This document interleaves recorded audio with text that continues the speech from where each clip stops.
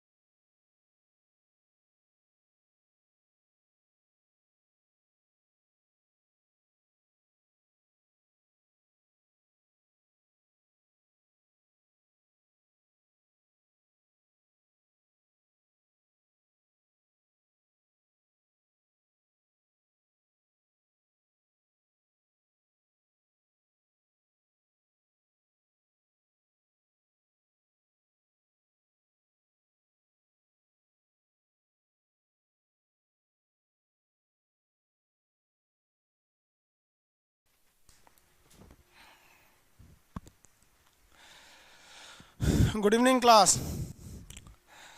सब लोगों को गुड इवनिंग, गुड इवनिंग सब लोग को।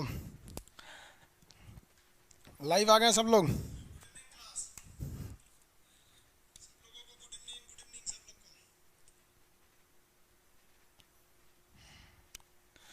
चलिए अब कुछ लोग, सब लोग भाई good morning, good evening, good evening. Sir हम 2020 एसआई के हैं, आलोक तिवारी जी। कोई बात नहीं बाबू, 2020 के हैं तो क्या हुआ, नहीं पढ़ेंगे क्या? 2020 के हैं तो सब लोग को पढ़ना है। 2020 में भी पढ़ने से ही रिजल्ट होगा, और जो पुराने वाले हैं इन लोग का भी पढ़ने से ही रिजल्ट होगा।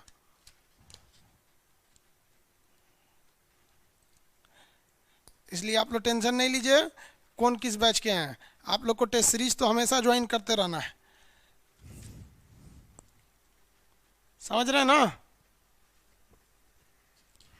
आगे देखते हैं।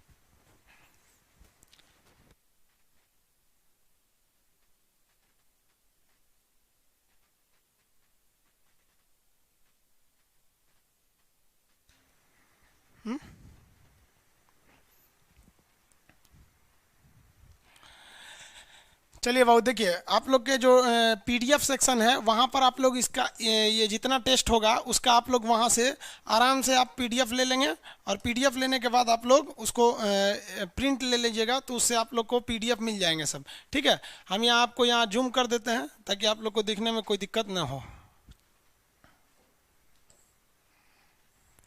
आज फर्स्ट क्लास है इसलिए आप लोग को थोड़ा बहुत प्रॉब्लम होगा, ठीक है? इसलिए कोई हड़बड़ाइएगा नहीं। कोई भी चीज़ पहले पहले रहती है ना तो उससे कुछ थोड़ा बहुत आप सब लोग को दिक्कत होता है, आप भी जानते हैं। लेकिन धीरे धीरे आप भी हैबिचुएटेड हो जाएंगे, फिर आपको कोई दिक्कत नहीं आएगी। ठीक है, हम इस तरह से आप हार्ड कॉपी निकाल लेंगे इसी का, आपको उसमें कल से आप लोग को हार्ड कॉपी निकाल लीजिएगा तो कोई प्रॉब्लम नहीं होगा। आज हम यहाँ निकाल लिए हार्ड कॉपी। एक्चुअली बार बार इसमें देखेंगे तो आँख पे थोड़ा जोर पड़ता है, समझ रहे हैं ना? बुढ़ापा में आँख कान सब खराब हो जाता है, इसलिए हम भी एक हार्ड कॉपी निकाल लिए हैं, आप भी एक हार्ड कॉपी निकाल लीजिएगा। इसमें पढ़ के आपको हम समझा देंगे। चलिए स्टार्ट करते हैं हम लोग। देखिए टेस्ट सीरीज का बैच है, इसमें जो इंपॉर्टेंट चीज़ें हैं वो आपको बताते चलेंगे ताकि इसको आप लोग को कुछ खास दिक्कत ना आए एग्जाम वगैरह में। देखिए ध्यान से, क्वेश्चन नंबर 1 कह रहा है, सब लोग आ गए हैं ना लाइव में?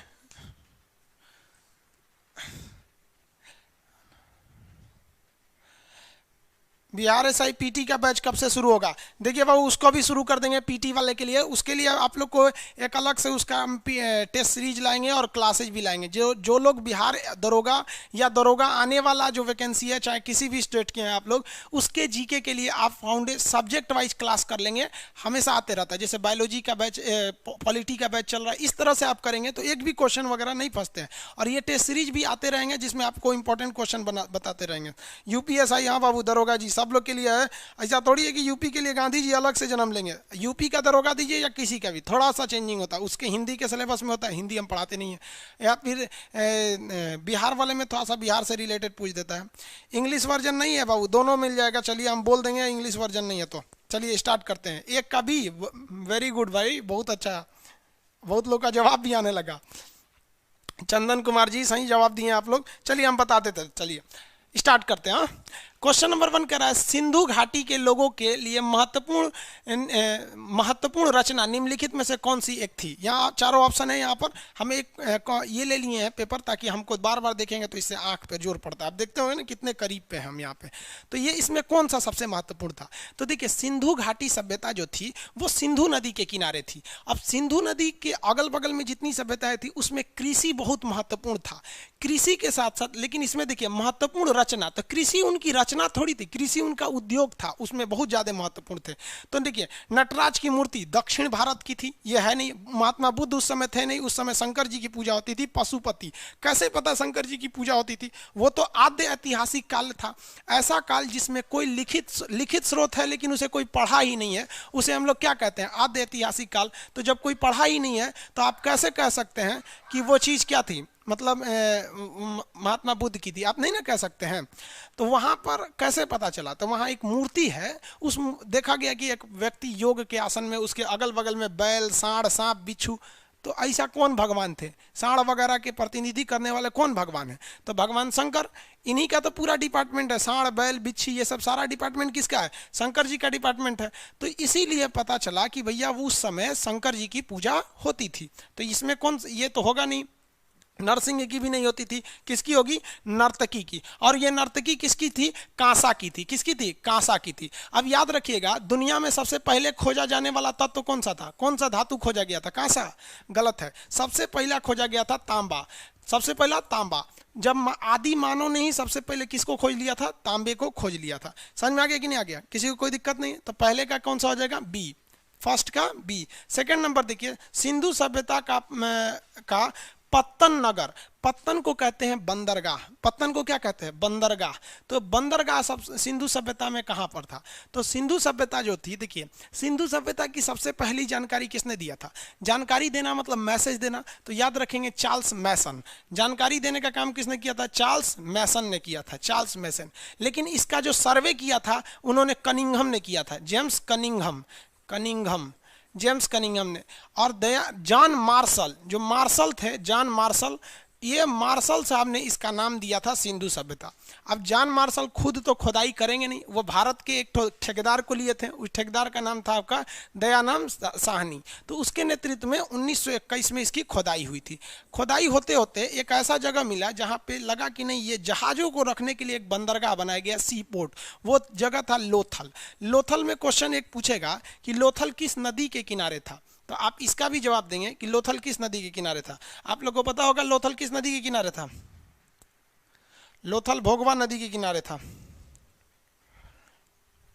लोथल भोगवा नदी के किनारे था। Very good.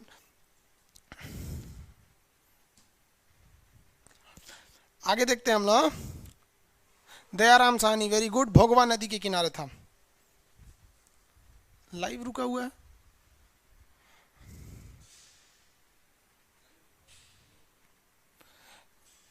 भोगवा नदी के किनारे था। समझ में आ गया? वेरी गुड, चलिए अच्छा है। मोहनजोदड़ो, एक चीज याद रखिएगा, जिस चीज के लास्ट में दड़ो लगा रहेगा वो पाकिस्तान में चला जाएगा। दड़ो लगा है पाकिस्तान में और सिंधु सभ्यता में, इसमें दो चीजें हैं, देखिए ध्यान से। मोहनजोदड़ो दड़ो लगा है, चनहुदड़ो ये भी दड़ो लगा है। ये दोनों कहाँ है? पाकिस्तान में, और सिंधु नदी के किनारे है। तो मोहनजोदड़ो और चनहुदड़ो ये दोनों के दोनों सिंधु नदी के किनारे स्थित है। और सिंधु नदी के किनारे दोनों में खासियत क्या है? मोहनजोदड़ो की सबसे बड़ी खासियत, यहाँ स्विमिंग पूल मिला है, बहुत ही बड़ा स्विमिंग पूल। स्विमिंग पूल को हिंदी में कहते हैं स्नानागार। तो स्नानागार कहाँ मिला है? आपका मोहनजोदड़ो में। जबकि चनहुदड़ो कहेगा, चनहुदड़ो में क्या मिला है? तो चनहुदड़ो से दो क्वेश्चन आते हैं, याद रखिएगा। जितने भी मेकअप की सामग्री है, लिपस्टिक, ठोड़ रंगने वाला, काजल, कंघी, शीशा, ये सब टिकुली उकुली, वो सब कहाँ मिला है? चनहुदड़ो में मिला है। कहाँ मिला है? चनहुदड़ो में मिला है। और इसके अलावे सिंधु सभ्यता के जितने भी शहर थे, उस शहर के चारों ओर बाउंड्री बनाई गई थी, दीवार बनाई गई थी। जिस दीवार की ऊंचाई बहुत मोटी होने की वजह से उस दीवार को हम लोगों ने दुर्ग कहा था। याद रखिएगा इस सारी चीज़ों को, दुर्ग। हालांकि ये सारी चीज़ें आपको पढ़ाए हुए हैं फाउंडेशन में, तो अब इससे क्या होता है, थोड़ा रिवाइज होते रहता है तेजी से। तो सिंधु सभ्यता के जितने शहर थे उन सब शहर के चारों ओर क्या थे? दुर्ग बने थे। लेकिन एकमात्र शहर चनहुदड़ो था जिसके चारों ओर कोई भी बाउंड्री नहीं थी, यानी इसके चारों ओर किसी भी प्रकार का दुर्ग नहीं था। इसलिए क्वेश्चन आपसे अजीब सा पूछता है, कहेगा कौन सा शहर है जो दुर्ग रहित है? तो सिंधु सभ्यता का कौन सा शहर दुर्ग रहित है? तो चनहुदड़ो दुर्ग रहित है। यह एक औद्योगिक शहर था जिसमें मेकअप की सामग्री ज्यादा मिली थी। तो इसमें होना चाहिए लोथल। चनहुदड़ो में भी दड़ो लगा है पाकिस्तान में। जुरिद-जोदड़ो कहाँ था? क्वेश्चन पूछा था यूपीएससी में कि इनमें से कौन सा शहर मतलब भारत में नहीं है? तो उसमें कई था, जिसमें एक था जुरिद-जोदड़ो। तो जुरिद-जोदड़ो जिसमें दड़ो लगा रहेगा वो सब कहाँ रहेगा? सब का सब पाकिस्तान में रहेगा। समझ में आ गया कि नहीं आ गया? किसी को दिक्कत? जिसमें भी दड़ो लगा रहेगा सब का सब पाकिस्तान में। लोथल हो गया। कालीबंगा, तो भाई कालीबंगा जो है वो राजस्थान में है। कालीबंगा कहाँ पे है? राजस्थान में है। इसे राजस्थान में इसमें क्या कहते हैं? काली चूड़ी। राजस्थान में इसका अर्थ क्या होता है? काली चूड़ी, कालीबंगा में। अब याद रखिएगा, कालीबंगा से ये घग्घर नदी के किनारे थी कालीबंगा। और कालीबंगा में नक्काशीदार ईंट मिली है और यहाँ दिखाया गया एक ईंट है जिस पर बिल्ली का पैर है और उसके पीछे कुत्ते का पैर है। इसका मतलब ये लगता है कि बिल्ली का पीछा कर रही है कुत्ता। तो ये कालीबंगा आपका राजस्थान में, रोपड़ वगैरह भी है। रोपड़ इसमें युगल सावधान मिला है लाशों को एक साथ जलाने के लिए। तो ये हो गया आपका चांदहुदड़ो। इसमें आंसर कौन सा होगा? लोथल हो जाएगा। समझ में आ गया कि नहीं आ गया? आपको कोई दिक्कत है इसमें? अब इसके बाद बताइए, सिंधु अर्थव्यवस्था यानी सिंधु यानी इंडस वैली सिविलाइजेशन की जो मेन इकोनॉमी थी, सिंधु सभ्यता की जो अर्थव्यवस्था थी, ये किस पर आधारित थी? फटाफट बताएंगे। कितना नंबर क्वेश्चन है ये? आपका 3 नंबर क्वेश्चन है। आगे इसको उठा दें, आंसर देंगे लोग।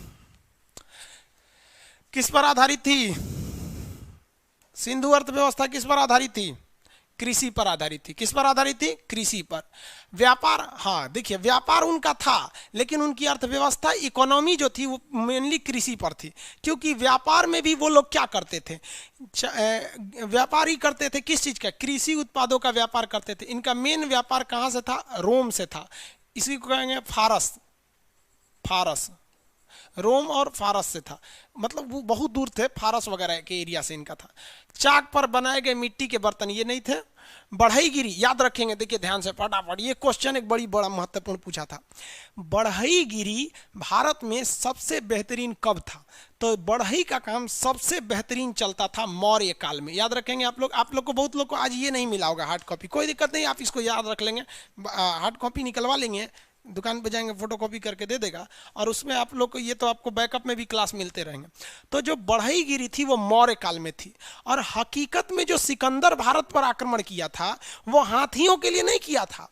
सिकंदर का सेनापति सेल्यूकस निकेटर भले हाथियों के लिए किया था, लेकिन सिकंदर ने जो किया था भारत पर हमला वो बढ़ई, कुशल बढ़ई के लिए किया था। उस समय के कारपेंटर के लिए। बढ़ईगिरी लिखा, ठीक लिखा नहीं? बढ़ई। तो ये याद रखेंगे, बढ़ई किसके समय था? मौर्य काल में था। आगे बढ़े।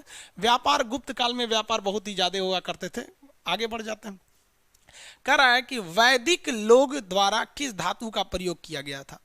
तो आप समझिए, 3 तरह का इतिहास होता है। फर्स्ट होता है जिसे हम लोग कहते हैं प्रागैतिहासिक। प्रागैतिहासिक, जिसके समय पाषाण काल थे। तो उस समय सबसे महत्वपूर्ण, सबसे पहले खोजा गया था तांबा। पाषाण काल के बाद आया सिंधु सभ्यता। सिंधु सभ्यता में खोजा गया कांसा। सिंधु सभ्यता के बाद आया वैदिक काल जिसमें खोजा गया लोहा। और लोहा की खोज के बाद खेती में अजीब सी चेंजिंग आने लगी। जैसे लोहा का खोज होने लगा तो लोहा बड़ा मतलब मजबूत भी होता है, टिकाऊ भी होता है, आराम से इसे मोड़ भी सकते हैं। तांबा और कांसा उतना टिकाऊ नहीं होते जितना लोहा होता है। आप भी देखते होंगे लोहा का बहुत यूज होता है। तो जैसे ही लोहे की खोज हो गई, खेती के दुनिया में बहुत सारे चेंजिंग देखने को मिलने लगे। तो लोग जो गांव में रहते थे अब वो गांव से उठकर एक शहर में बसने लगे।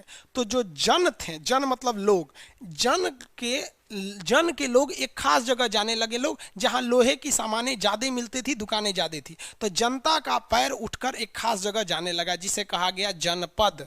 और जनपद जब बहुत बड़ा हो गया तो उसे कहा गया महाजनपद। तो यहां याद रखिएगा, दुनिया की पहली धातु जो खोजी गई थी वो थी तांबा। दुनिया की पहली धातु खोजी गई क्या थी? तांबा। और उसके बाद सिंधु सभ्यता में कांसा। लेकिन क्वेश्चन क्या है? वैदिक सभ्यता है ना, तो वैदिक सभ्यता में लोहा। अब याद रखिए, वैदिक सभ्यता से 2-3 क्वेश्चन। वैदिक सभ्यता में इसका नाम वैदिक इसलिए पड़ा क्योंकि इसी समय संस्कृत भाषा में वेदों की रचना हो रही थी। और भारत से नहीं बल्कि मध्य एशिया से आर्य जाति के लोग भारत में आए, वो संस्कृत बोलते थे। वैदिक काल में सबसे पहले किस चीज की खोज हुई भैया? लोहा की। और उत्तर प्रदेश के अतिरंजी खेरी से। खोज कहाँ से हुआ था? अतिरंजी खेरी से। चांदी वगैरह, चांदी का प्रचलन जो चालू हुआ था गुप्त काल में चंद्रगुप्त द्वितीय ने किया था। सोना का प्रचलन, सिक्के वगैरह, सोने के सिक्के का प्रचलन यूनानी ने किया था, यूनानियों ने। और तांबा का खोज तो आपको बता दिए थे, सिंधु सभ्यता में हुआ था, जिसे हड़प्पा सभ्यता के नाम से भी जानते हैं। सिंधु सभ्यता या हड़प्पा सभ्यता। तो इसमें कौन सा हो जाएगा भाई? लोहा। वैदिक काल में सबसे मुख्य व्यवसाय गाय थी। जिस तरह से सिंधु सभ्यता में कृषि थी, वैदिक सभ्यता में क्या था? गाय था। अगर किसी की गाय गायब हो जाती थी ना तो ये राजा का कर्तव्य था उस गाय को खोजे, और अगर कोई दूसरे देश का राजा उस गाय को रख लिया है ना, तो यहाँ का राजा उस गाय के लिए युद्ध कर देता था, और ऐसे युद्ध को गविष्टि के नाम से जाना जाता था। क्या कहा जाता था? गविष्टि, यानी गाय के लिए लड़ा गया युद्ध, गविष्टि के नाम से जाना जाता था। किसी को कोई दिक्कत नहीं है? 4 नंबर में क्या होगा? लोहा होगा। आगे बढ़े, किसी को दिक्कत नहीं ना?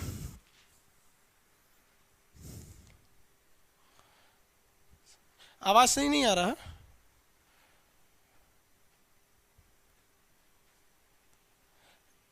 दिखाई नहीं दे रहा बाबू?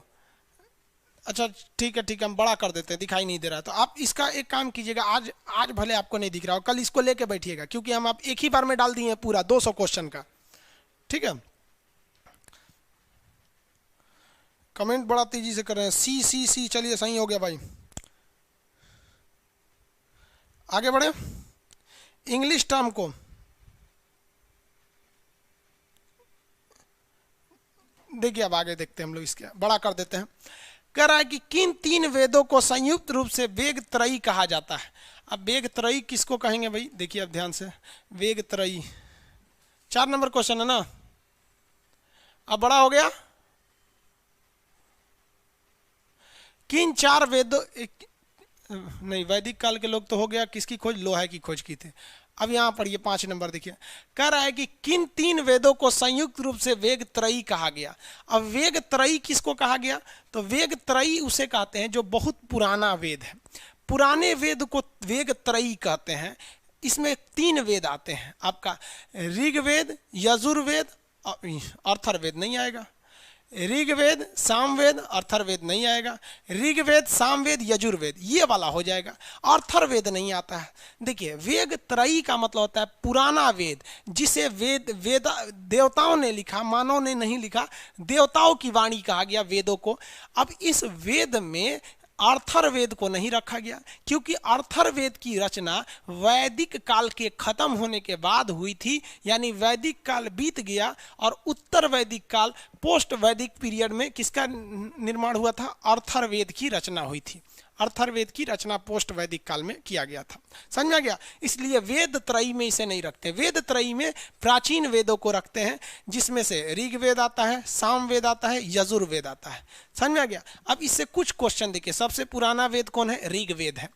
ऋग्वेद के हिसाब से जाति का निर्धारण आपके काम के हिसाब से किया जाता है, लेकिन धीरे धीरे जैसे आप अथर्ववेद की ओर आएंगे, तब क्या हो गया कि भाई आप पंडित जी के घर में जन्म लिए हैं तो पंडित हो गए, राजपूत के घर में लिए हैं तो राजपूत हो गए।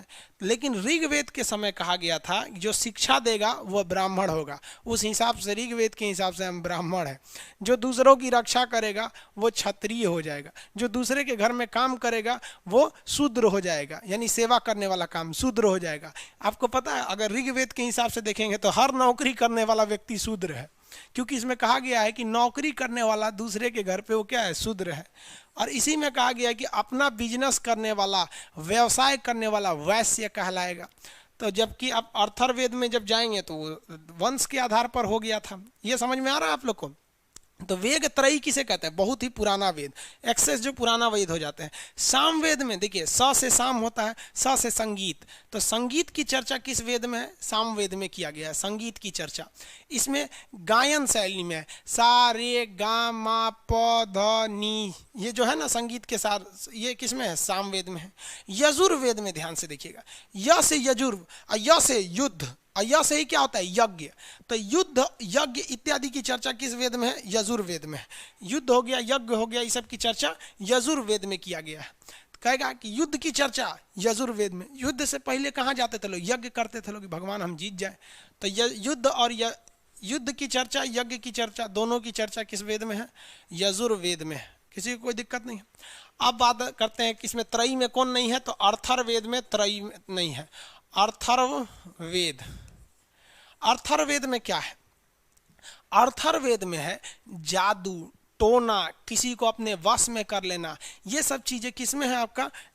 चिकित्सा वगैरह की चीज़ें अर्थर्वेद में है। किस में है? अर्थर्वेद में। जादू टोना इत्यादि की चीज़ें। आप ट्रेन में अक्सर पढ़ते होंगे कि इस नंबर पर कॉल करें बाबा रहमानी, हम आपका प्रेम बिछड़ने नहीं देंगे। समझ में गया? वो क्या करता है? अर्थर्वेद का 2-4 मंत्र पड़ेगा, सब प्रेम बिछड़ने नहीं दे। ये सब फालतू चीज़ होता है सब। हम एक बार उस पर फ़ोन किए थे, तो हम कहे कि हमको एक ठो से सेटिंग करा दीजिएगा, तो कहा कि करा देंगे। तो हम पूछा कौन है, तो हम कहे बम्बई रहती है, आलिया भट्ट नाम है। तो कह रहा हीरोइन हूँ, तो कह रहा हाँ। तो हम फोन कर रहा है कि नहीं हो पाएगा। हम कहे काहे नहीं हो पाएगा? तो कह रहा है कि उतना बड़ा काम नहीं होता है। हम कह रहे बकलोल कहीं का, उतना बड़ा काम नहीं होता तो गांव के घास कटनी को तो आदमी ऐसे एगो फेस वॉश दे देगा तो खुश हो जाएगा। ऐसा फालतू काम करता है सब, इस सब पे विश्वास नहीं करना चाहिए। अर्थर्वेद में बोला गया है कि जो पटना की जमीन है वो अछूतों की भूमि है, क्योंकि अर्थर्वेद में जब कहा गया कि गौतम राहुगढ़ एक बहुत बड़े राजा थे, उनके जो गौतम राहुगढ़ एक बहुत बड़े ऋषि थे, वो अपने मुंह में आग की ज्वाला लेकर मंत्र से उसे जलाए हुए थे, और वो आग की ज्वाला जब तक उनके मुंह में जल रही थी लोग उनकी बात को मान रहे थे। लेकिन जब वो सोनपुर से आगे बढ़े, हाजीपुर के पास पहुंचे, पटना जाने के लिए वो नदी पार कर रहे थे, बस आग की ज्वाला गिर गई नदी में, और उसका एक ऐसा मंत्र था कि मतलब बुझने के बाद वो दोबारा नहीं जलती। इसलिए उन्होंने श्राप दे दिया कि पटना की भूमि अछूतों की भूमि है, इसलिए कोई भी व्यक्ति पटना का गंगा जल नहीं मांगता है। जबकि आप बनारस के गंगा जल को, हरिद्वार का गंगा जल, इवन इलाहाबाद का गंगा जल, इस सब की बहुत वैल्यू है, लेकिन पटना का कोई गंगा जल नहीं मानता है। इसलिए लोग भागलपुर जाके, भागलपुर के सुल्तानगंज से गंगा जल उठाते हैं और देवघर में बाबा भोलेनाथ पे जल चढ़ाते हैं कांवर के मेला में सावन में। तो ये अर्थर्वेद इस तरह में नहीं आता है। ऋग्वेद में आपके गायत्री मंत्र की चर्चा है। गायत्री मंत्र समझ में गया? ओम भूर्भुवस्वः तस्य वितुर्वरेण्यं भर्गो देवस्य धीमहि यो न प्रचोदयात्। ये जो गायत्री मंत्र है ये किसमें है? ऋग्वेद में किया गया। तो ये समझ में आ गया बेग त्रयी। 6 नंबर क्वेश्चन देखिए। 6 नंबर कह रहा है कि वैदिक युग में राजा अपनी जनता को जो कर वसूल करता था, इस कर को क्या कहा जाता था? तो वैदिक काल में लगाए गए कर को हम लोग बलि कहते थे। वैदिक काल में लगाए गए कर को क्या कहा जाता था? बलि। वैदिक काल में जो कर लगाए जाते थे उस कर को बलि कहा जाता था। हो गया? ये हो गया, बलि कहा गया।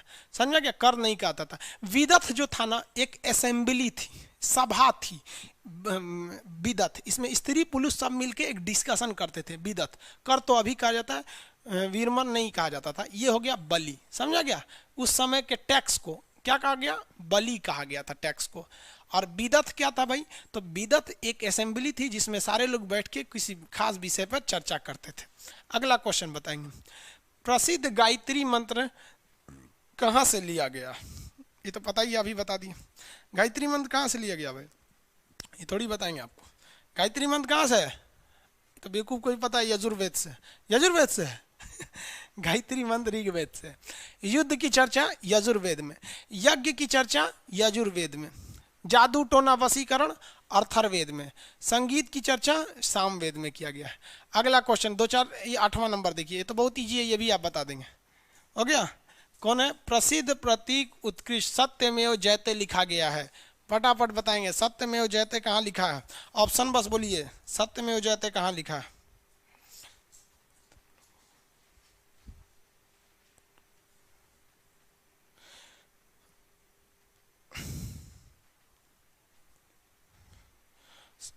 Very good. D number Mundakopanishad. D number Mundakopanishad. आगे बढ़े। देखिए, जिन लोग को कमेंट पढ़ने में प्रॉब्लम हो रहा है ना, वो लोग फुल स्क्रीन कर लेंगे तो कमेंट नहीं दिखेगा। क्योंकि आप में से ना, जानते बाबू, एक बात रियलिटी बताते हैं। देखो, आप में से 98% स्टूडेंट जो हैं वो पढ़ने वाले हैं, ये बहुत अच्छे पढ़ने वाले हैं। इसमें से 2% स्टूडेंट पढ़ने नहीं आए। समझ में आ गया? वो इसलिए आए हैं क्योंकि फीस कम था, बाकियों को डिस्टर्ब करेंगे। तो ऐसे 2% जो हैं सब नहीं, ये सब आप बवासीर है सभी सब, इस सब को ज़्यादा ध्यान मत दीजिए, बर्बाद कर देगा सही सब। 98% है ये पढ़ने वाले होते हैं। सबका रिजल्ट भी तो नहीं होता है ना। ईमानदारी से पढ़िए बाबू। आज फर्स्ट क्लास है, आपको तकलीफ हो रही होगी। आज फर्स्ट क्लास में ज़्यादा पढ़ाएंगे भी नहीं, ज़्यादा क्वेश्चन डिस्कस नहीं करेंगे। समझ में आ गया कि नहीं आ गया? बाकी आप टेंशन नहीं लेंगे।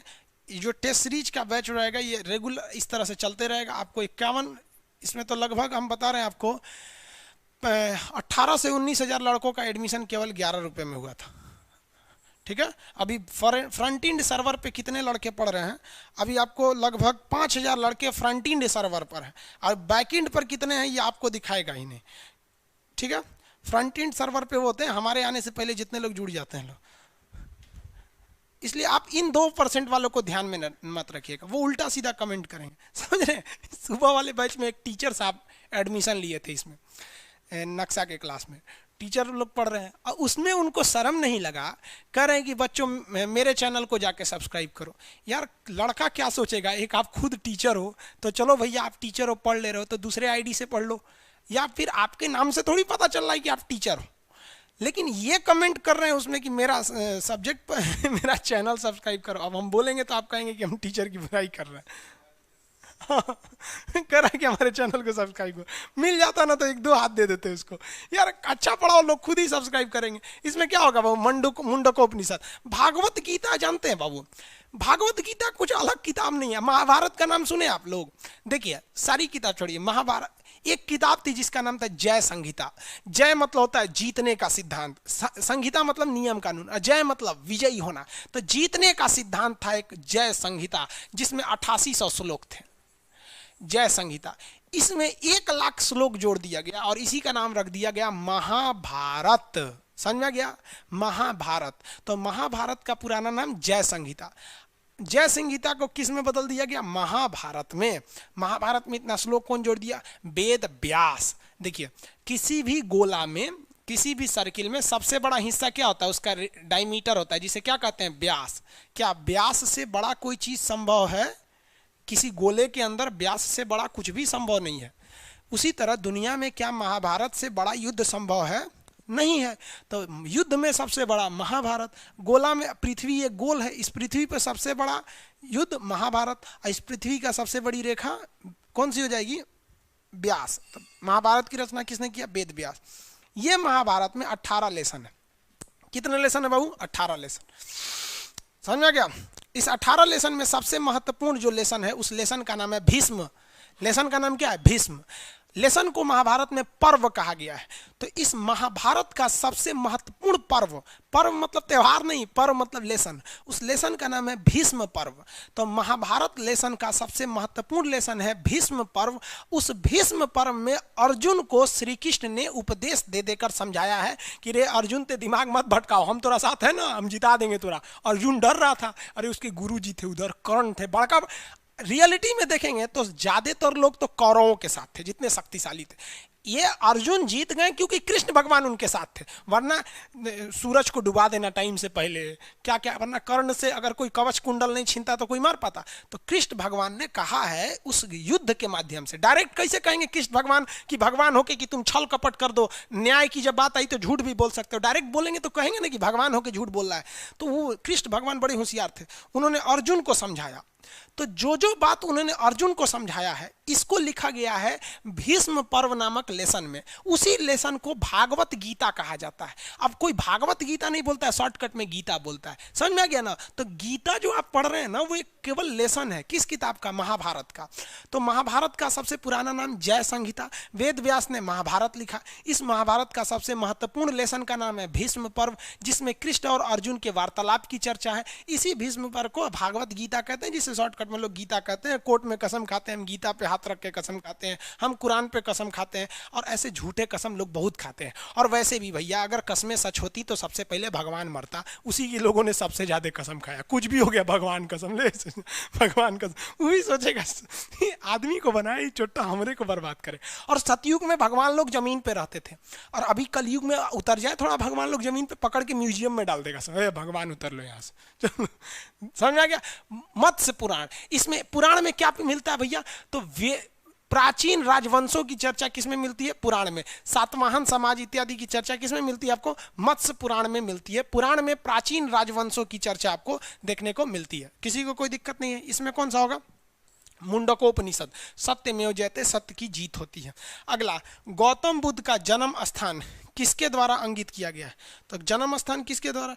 तो रुमनदेई स्तंभ लेख है, नेपाल में है रुमनदेई स्तंभ लेख। अशोक ने एक स्तंभ लेख बताया जिसका नाम है रुमनदेई स्तंभ।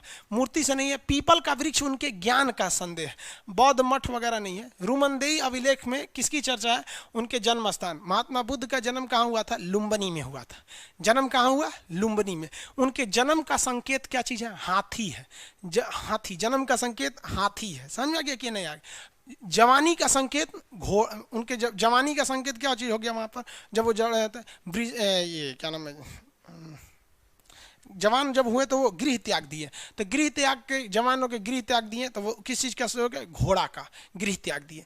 उसके बाद से जब उन्हें ज्ञान की प्राप्ति हो गया तो वहां पे वृक्ष है, बोधि वृक्ष। समझ में गया कि जब पहला उपदेश दिए तो उसके जगह पे क्या है? चक्र है।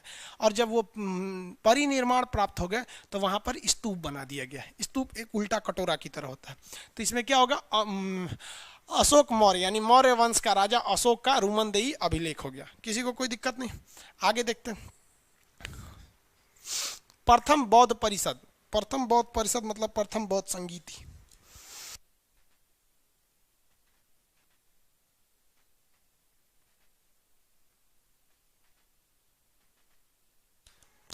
चलिए आगे देखते हैं लोग। कह रहा है कि प्रथम बौद्ध संगीति कहाँ हुई थी? प्रथम बौद्ध परिषद यानी प्रथम बौद्ध संगीति। देखिए इससे कई क्वेश्चन आते हैं, इसको याद रख लीजिएगा, अच्छा होगा आपके लिए। ये बिहार है, बिहार का नक्शा। बिहार में बीचों बीच से गंगा नदी जाती है। गंगा नदी के तट पर है पटना, पाटलिपुत्रा। गंगा नदी के नीचे देखेंगे तो मिलेगा आपको राजगीर, और गंगा नदी के ऊपर देखेंगे तो वैशाली, और ठीक गंगा नदी के किनारे है पाटलिपुत्रा यानी पटना। तो पहली जो बौद्ध संगीति हुई थी वो राजगीर में हुई थी। क्या हुई थी? राजगीर में। याद रखिएगा, ये भूलिएगा नहीं, एग्जाम में आएगा ये। पहली बौद्ध संगीति राजगीर। दूसरी वाली वैशाली में हो गई, यानी नीचे से एक ही बार ऊपर चले जाइए। तो पहली राजगीर, दूसरी वैशाली। तो राजगीर वैशाली, राजगीर वैशाली, उसके बाद पाटलिपुत्रा। तो नीचे ऊपर बीच में राजगीर वैशाली पाटलिपुत्रा। समझ में आ गया? बोलेंगे लोग अपने से साइड में राजगीर वैशाली पाटलिपुत्रा। उसके बाद हो गया कश्मीर के कुंडल वन में। कश्मीर के कुंडल वन में टोटल कितनी बौद्ध संगीति हुई? 4। यहीं देखते रहिए, हर एक चीज याद करा देंगे। 4 हुआ, कब हुआ, किसकी अध्यक्षता में हुआ, कौन सा उस वक्त राजा था। टोटल बौद्ध संगीति कितनी हुई? 4। पहली बौद्ध संगीति कहाँ हुई? राजगीर वैशाली पाटलिपुत्रा कुंडलवन। राजगीर वैशाली पाटलिपुत्रा कुंडलवन। राजगीर वैशाली पाटलिपुत्रा कुंडलवन। तो ये हो गया राजगिरी। राजगीर कहिए या राजगिरी कहिए। वेरी गुड, याद है आप लोगों को?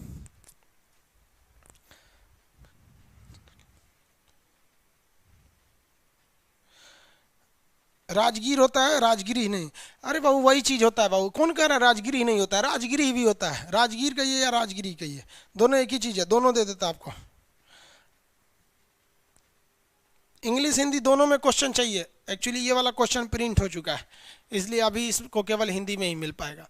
देखिए ये तो जगह हो गए चारों। पहला राजगीर वैशाली पाटलिपुत्रा कुंडलवन। अब डेट याद रखेंगे, जगह का तो टेंशन खत्म, डेट याद रखिएगा। देखिए 483, 383, 255 पहली सदी। पहला कौन सा था? 483। नीचे वाला 483 ईसा पूर्व, बीसी, बिफोर क्राइस्ट। 483 ऊपर वाला 383, 255। 483, 383, 255 पहली सदी। समझ में आ गया? पहला सम्मेलन बोलिए, राजगीर वैशाली कुंडलवन, सॉरी राजगीर वैशाली पाटलिपुत्र कुंडलवन। समय बोलिए 483, 383, 255 और ये पहली सदी। तो ये समय भी हो गया और कौन हो गया? उसके स्थान भी हो गए। अब इस समय पूछ देता है राजा कौन था। क्या पूछ देगा? राजा। याद कर लीजिए एक ही बार में, राजा याद रखिए। राजा के बाद आगे देखते हैं।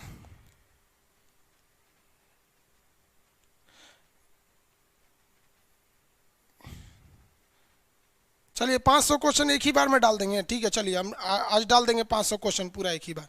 अभी ये हिस्ट्री का है, हिस्ट्री के बाद ऐसे करके अलग अलग सब्जेक्ट के क्वेश्चन आते रहेंगे। देखिए ध्यान से, ये तो हो गया आपके, किसका हो गया, ये तो समय हो गया। राजा याद रखेंगे कैसे। सबसे पहली जो बौद्ध संगीति हुई थी उस समय था अजात शत्रु।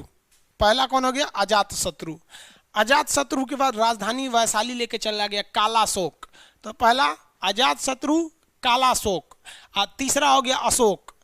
कालाशोक के बाद अशोक, और इसके समय हुआ कनिष्क के समय में। चौथी बौद्ध संगीति कनिष्क। देखिए चौथी वाला सब कौन से मिलेगा आपको, कश्मीर के कुंडल वन में कनिष्क, समझ में गया, कश्मीर के कुंडल वन में कनिष्क। कनिष्क को द्वितीय अशोक कहते हैं, याद रखिएगा, क्वेश्चन पूछेगा कनिष्क को द्वितीय अशोक। तो इससे याद रखिएगा कैसे, राजा कौन था यहाँ पे, पहला वाला में राजा हो जाएगा आपका अजात शत्रु, कालाशोक, अशोक, द्वितीय अशोक।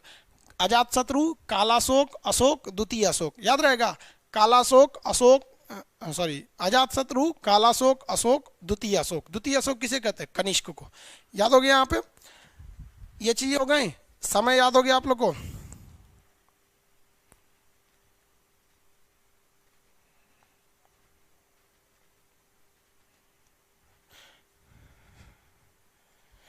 सर आपके ऑफलाइन के स्टूडेंट है, कितनी बार कमेंट करेंगे जी आप।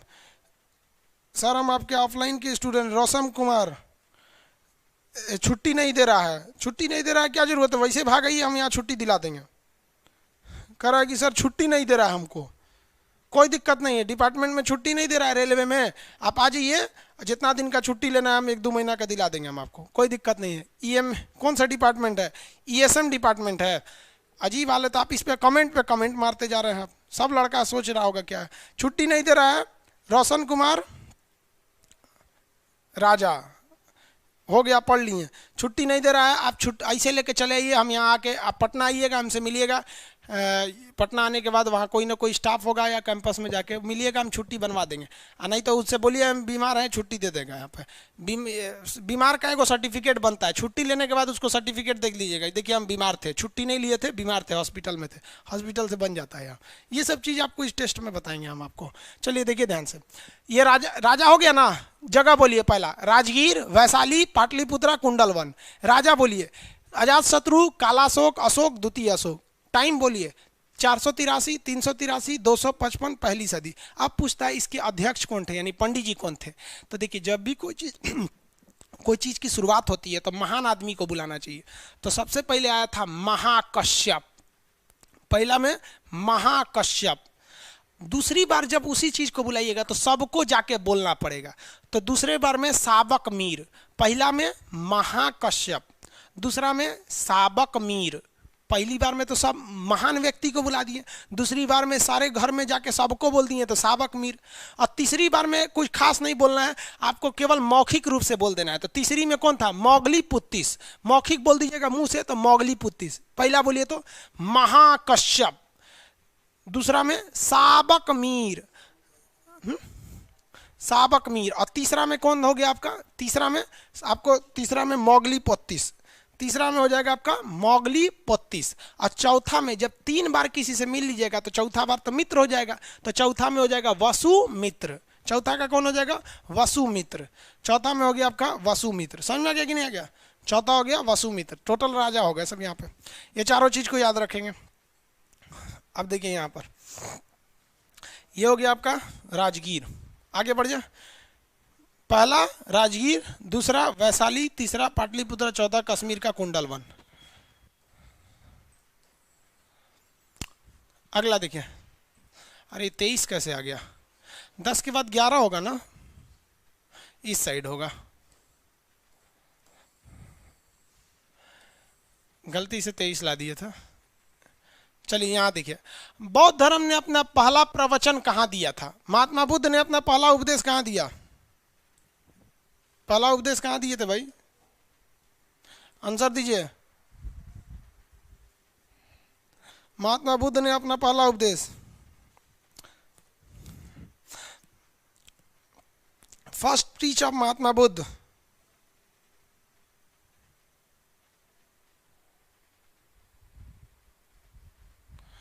वेरी गुड, बी ऑप्शन दे रहे हैं लोग। बी में क्या है, सारनाथ।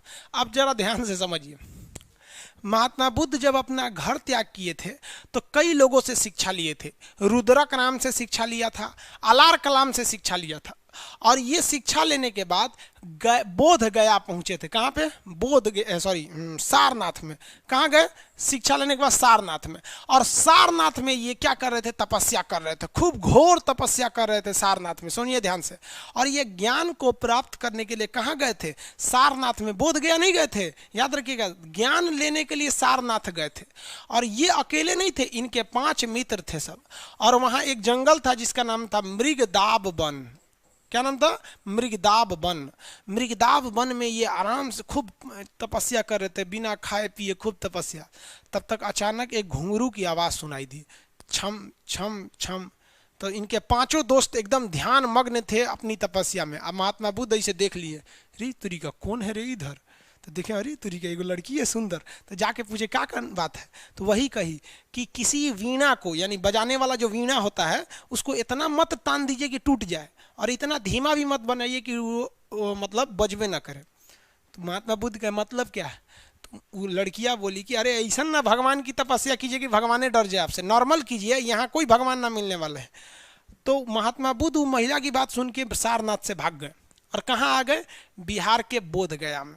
और वहां जब तपस्या किए तो वैशाख पूर्णिमा के दिन उन्हें ज्ञान प्राप्त हो गया, उनकी शरीर से प्रकाश आने लगा। अब जब उन्हें ज्ञान प्राप्त हो गया तो वो गौतम से हो गए महात्मा बुद्ध। तब उनको याद आया कि ससुरा हमारा अभी 5 गो जो दोस्त था सब ना, वो तो यूपी में है सब, सारनाथ में। जाके देखते हो कि को ज्ञान मिला कि नहीं। तो दौड़ी दौड़ी गए, उन सबको पूछे, रे तो नहीं का ज्ञान ना मिला अभी? तो कहा हमको तो ज्ञान नहीं मिला, तुमको ज्ञान मिल गया? तो महात्मा बुद्ध कहा एकदम मिल गया। पूछा सर तुमको कैसे मिला? तो महात्मा बुद्ध कहें बकलोल कहेंगे, तू लोग बढ़िया चीज पे ध्यान नहीं देता है, एगो बढ़िया चीज आया था समझा के चल गया, हो गया, ज्ञान मिल गया, समझा गया। तो महात्मा बुद्ध ने अपना पहला उपदेश अपने 5 मित्रों को दिया था, समझा गया।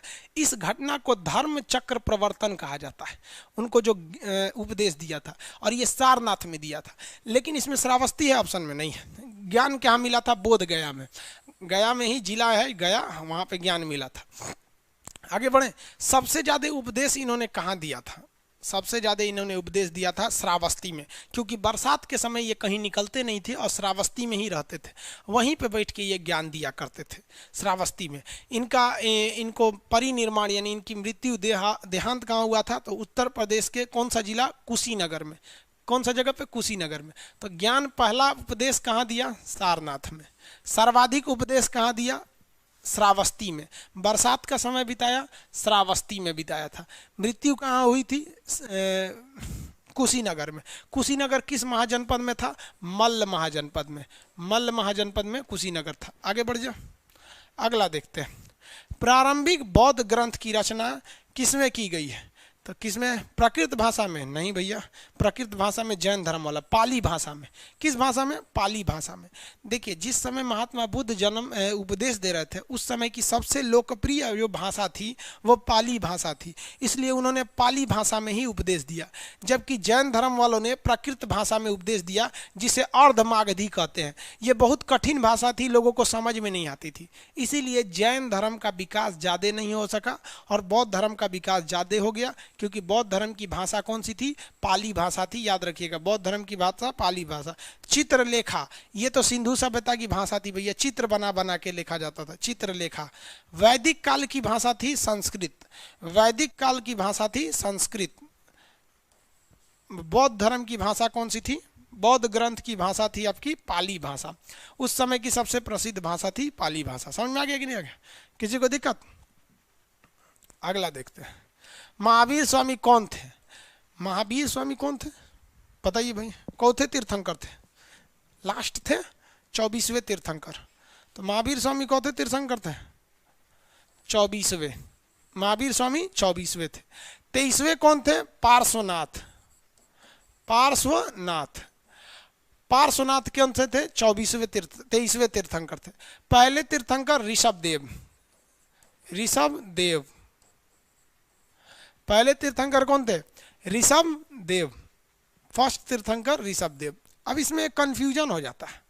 देखिए, कोई भी चीज, किसी धर्म की अगर आप शुरुआत करिएगा तो आपको ऋषि मुनि के भेष में रहना पड़ेगा। इसलिए याद रखिएगा कि पहले तीर्थंकर ऋषि मुनि के समान थे, इसलिए वो ऋषभदेव थे। और आखिरी तो याद ही रहेगा महावीर स्वामी, और उससे जस्ट पहले थे ये पारसनाथ। समझ गया? महावीर स्वामी ने जैन धर्म को असली रूप दिया था। तीर्थंकर का अर्थ होता है संसार रूपी दुखों के सागर को पार कराने वाला व्यक्ति, वो संसार के दुखों से पार करा देता है। जैन धर्म जो था ये कठोर नियम का पालन करता है। जैन धर्म में नियम कानून बहुत ही कठोर है। जैन धर्म में कहा गया है आप किसी भी जीव की हत्या नहीं कर सकते हैं। जैन धर्म में निर्वस्त्र रहने की चर्चा है। जैन धर्म दो भागों में बट गया, कौन कौन? दिगंबर और श्वेतंबर। दिगंबर लोग कैसे कपड़े पहनते हैं? कपड़े नहीं पहनते। श्वेतांबर लोग सफ़ेद रंग के कपड़े पहनते हैं, इसलिए उन्हें श्वेतांबर के नाम से जाना जाता है। आगे बढ़े, इन दोनों में एक समानता देखिए, पार्श्वनाथ में और महावीर स्वामी में, इन दोनों में। पार्श्वनाथ ने चतुरायन धर्म दिया, 4 सिद्धांत दिया जिसे कहा गया चतुरायन धर्म।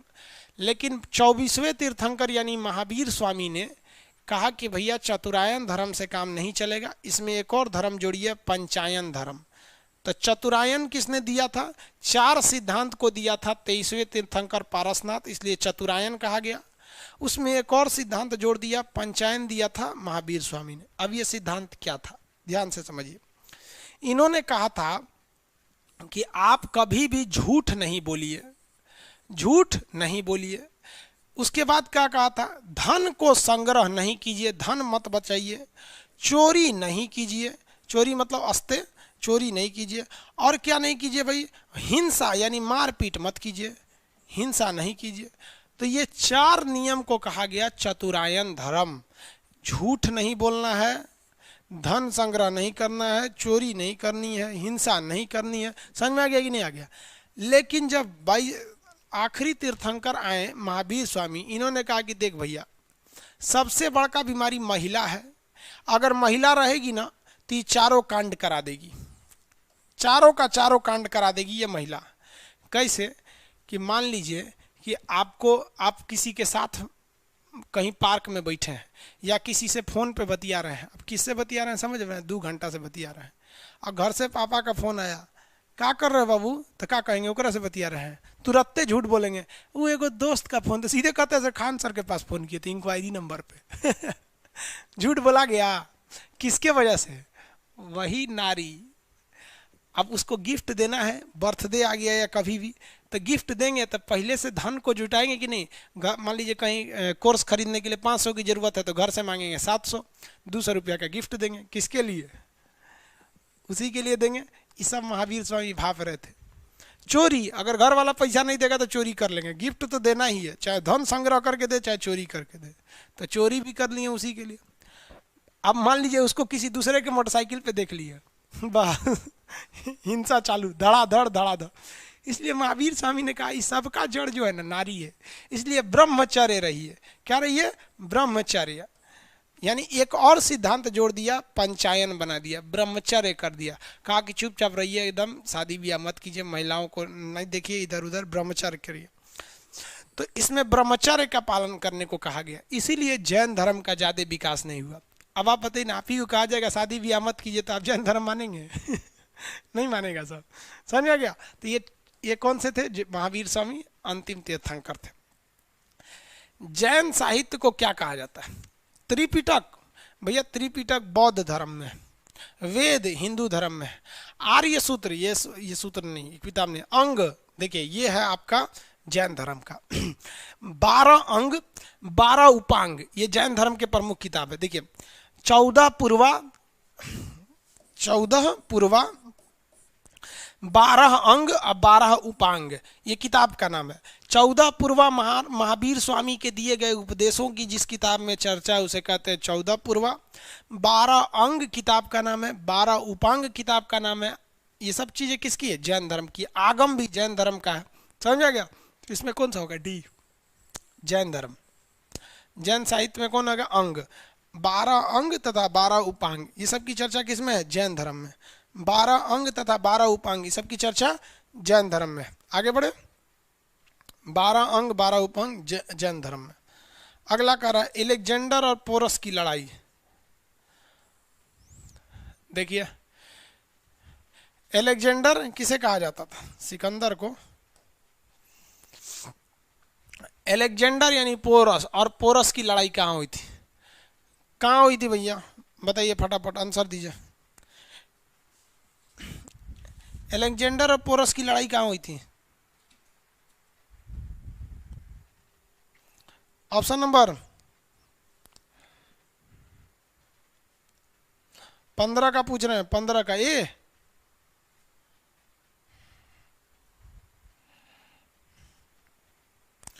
चलिए,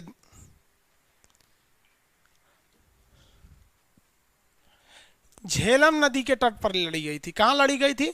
झेलम नदी के तट पर। हो गया। इसी को कहा गया था हाइडेस्पीज की लड़ाई। हाइडेस्पीज में तो भाई लड़ी कहाँ गई थी? तो भाई तो झेलम नदी के तट पर किया गया था। कहेगा कि झेलम नदी का ग्रीक में नाम क्या है, तब ना हाइडेस्पीज होगा। लड़ा तो गया था झेलम नदी पर, और ग्रीक भाषा में झेलम को क्या कहा गया? हाइडेस्पीज का नाम दिया गया। तो हाइडेस्पीज में लड़ा गया था 326 ईसा पूर्व, 326। लेकिन सिकंदर चाहता था भारत पर आना, लेकिन उसकी सेना ब्यास नदी यानी हाइफेनिया नदी को पार करने से मना कर दिया। ब्यास नदी को पार करने से मना कर दिया, जिसके दो रीजन थे। देखिए, भारत जो था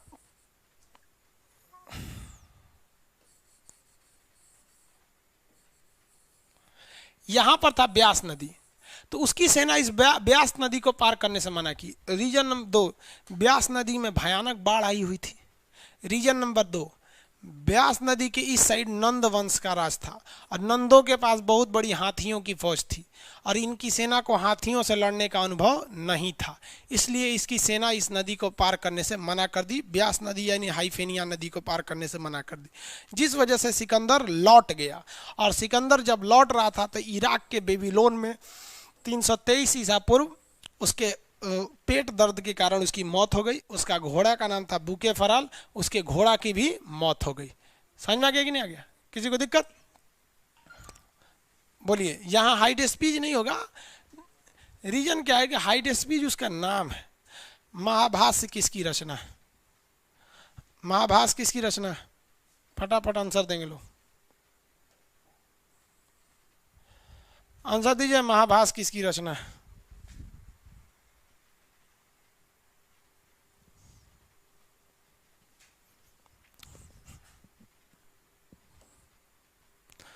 पतंजलि। किसकी रचना है भाई? पतंजलि साहब की। ये हो गया पतंजलि। गार्गी ने क्या लिखा है? गार्गी संहिता, किताब का नाम है गार्गी संहिता। वाण भट्ट ने क्या लिखा है? कादंबरी, हर्षचरित और कादंबरी। मनु ने क्या लिखा है? मनु स्मृति। मनु स्मृति बड़ी विवादित किताब है। मनु स्मृति, मनु स्मृति बड़ा विवादित किताब है। क्या है? तो इसमें दो चीजें ध्यान से देखिएगा। इसमें फीमेल को और SC यानी दलित को कोई वैल्यू नहीं दिया गया है। इन लोग का कोई भी वैल्यू नहीं है इन किताब के हिसाब से, मनु स्मृति के हिसाब से। बड़ा उटपटांग सी बातें की गई है मनु स्मृति में, इसलिए ये काफी विवादित रहा गया है। मनु स्मृति जो है ना, फांसीवाद यानी ऊंचे जाति को दर्शाता है। कहता है कि ऊंचे जाति के लोग ही कोई अच्छा काम कर सकते हैं, महिलाओं को तो कहता है कुछ कर नहीं कर सकती हैं। यहाँ अजब हाल है। यहाँ पर मनु स्मृति को जन्म देने वाले मनु को भी किसी महिला ने ही जन्म दिया था। तो ये मनु स्मृति अलग किताब है। अगला देखिए, चंद्रगुप्त मौर्य यानी मौर्य वंश का जो शासक था चंद्रगुप्त मौर्य, अपना अंतिम समय कहाँ गुजारा था? तो आपको पता है चंद्रगुप्त मौर्य जो था उसका अंतिम समय में उसने जैन धर्म को अपना लिया था। चंद्रगुप्त मौर्य ने अपने अंतिम समय में कौन धर्म को अपना लिया? जैन धर्म को। और जैन धर्म को अपना लिया तो उस समय मगध में यानी बिहार में, यहाँ देखें ये मगध है, तो मगध में उस समय अकाल पड़ गया था। इसलिए ये भद्रबाहु के नेतृत्व में मगध को छोड़ता हुआ कहाँ चला गया? कर्नाटक के श्रवणबेलगोला में। कहाँ चला गया? श्रवणबेलगोला में। अब जैन धर्म को जो अपनाते हैं, वो जैन धर्म वाले जो लोग होते हैं, वो जैन धर्म में जो मृत्यु होती है वो संलेखना विधि से हो जाती है। संलेखना, तो यहाँ संलेखन करने चला गया। संलेखन विधि द्वारा। और 298 ईसा पूर्व में इसकी मृत्यु हो गई श्रवणबेलगोला में। यानी भूख हड़ताल पे बैठ गया था, हम खाना पीना नहीं खाएंगे। जैन धर्म में जान ऐसे ही दिया जाता है, खाना पीना छोड़ दिया जाता है, जिससे व्यक्ति की मृत्यु हो जाती है, जिसे हम लोग क्या कहते हैं? श्रवणबेल संलेखना के नाम से जानते हैं। आगे बढ़े। जैन धर्म, काशी में मौत नहीं हुई थी, पाटलिपुत्रा का तो राजा था। 18 नंबर क्वेश्चन, फटाफट आंसर देंगे लोग। इससे 3-4 क्वेश्चन पूछता है भाई, इसलिए इसका आंसर हम आप सबसे उम्मीद करते हैं, इसका आंसर आप फटाफट देंगे।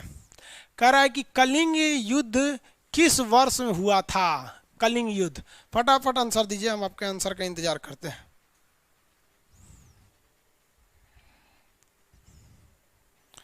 कलिंग युद्ध 18 का बी नहीं, ये ए होगा। चलिए बहुत से लोगों का सही है, ए होगा, कलिंग युद्ध की चर्चा। देखिए कलिंग युद्ध जो था इसमें हुआ था, अशोक ने अपना राज्याभिषेक किया था 269 में। 269 ईसा पूर्व में अशोक ने अपना राज्याभिषेक किया था, और राज्याभिषेक के 8वें वर्ष इसने कौन सा आक्रमण कर दिया? कलिंग युद्ध। कलिंग युद्ध की चर्चा अशोक के कौन से शिलालेख से मिलती है? 13वें शिलालेख से। कलिंग से ये चीजें याद रखिएगा। अशोक का राज्याभिषेक 269 ईसा पूर्व में हुआ था। अपने राज्याभिषेक के 8वें वर्ष उसने कलिंग पर आक्रमण कर दिया था। कलिंग की चर्चा 13वें शिलालेख में मिलती है। कलिंग की चर्चा 13वें शिलालेख में मिलती है। और इसके बाद कलिंग युद्ध के बाद अशोक का हृदय पलट गया। उसने इतना नरसंहार, इतना लूट मार, खून खराबा देखा कि अशोक ने कहा कि ना भैया, अब हमसे ये मार धार वाला काम नहीं हो पाएगा। समझ में आ गया कि नहीं आ गया? किसी को कोई दिक्कत नहीं है? आगे बढ़े।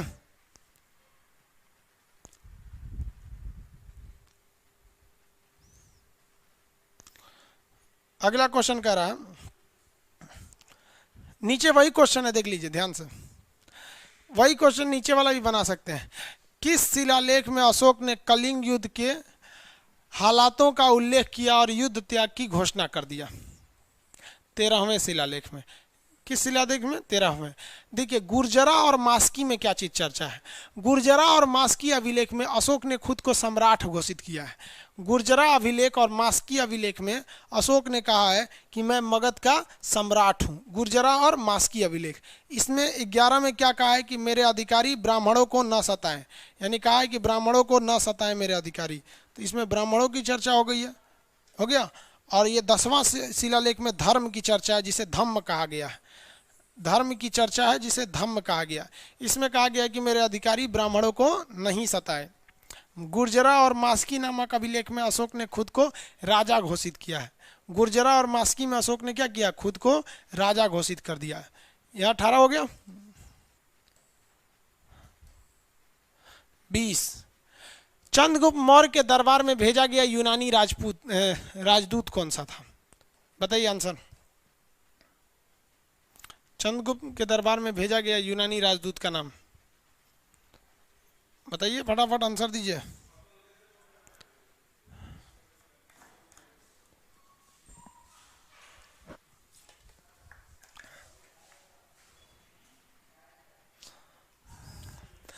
देखिए ध्यान से, चंद्रगुप्त मौर्य के शासनकाल में एक व्यक्ति ने आक्रमण किया था जिसका नाम था सेल्यूकस निकेटर। इसने आक्रमण किया था, राजदूत नहीं था। इसने क्या किया था? युद्ध किया था। किससे युद्ध किया?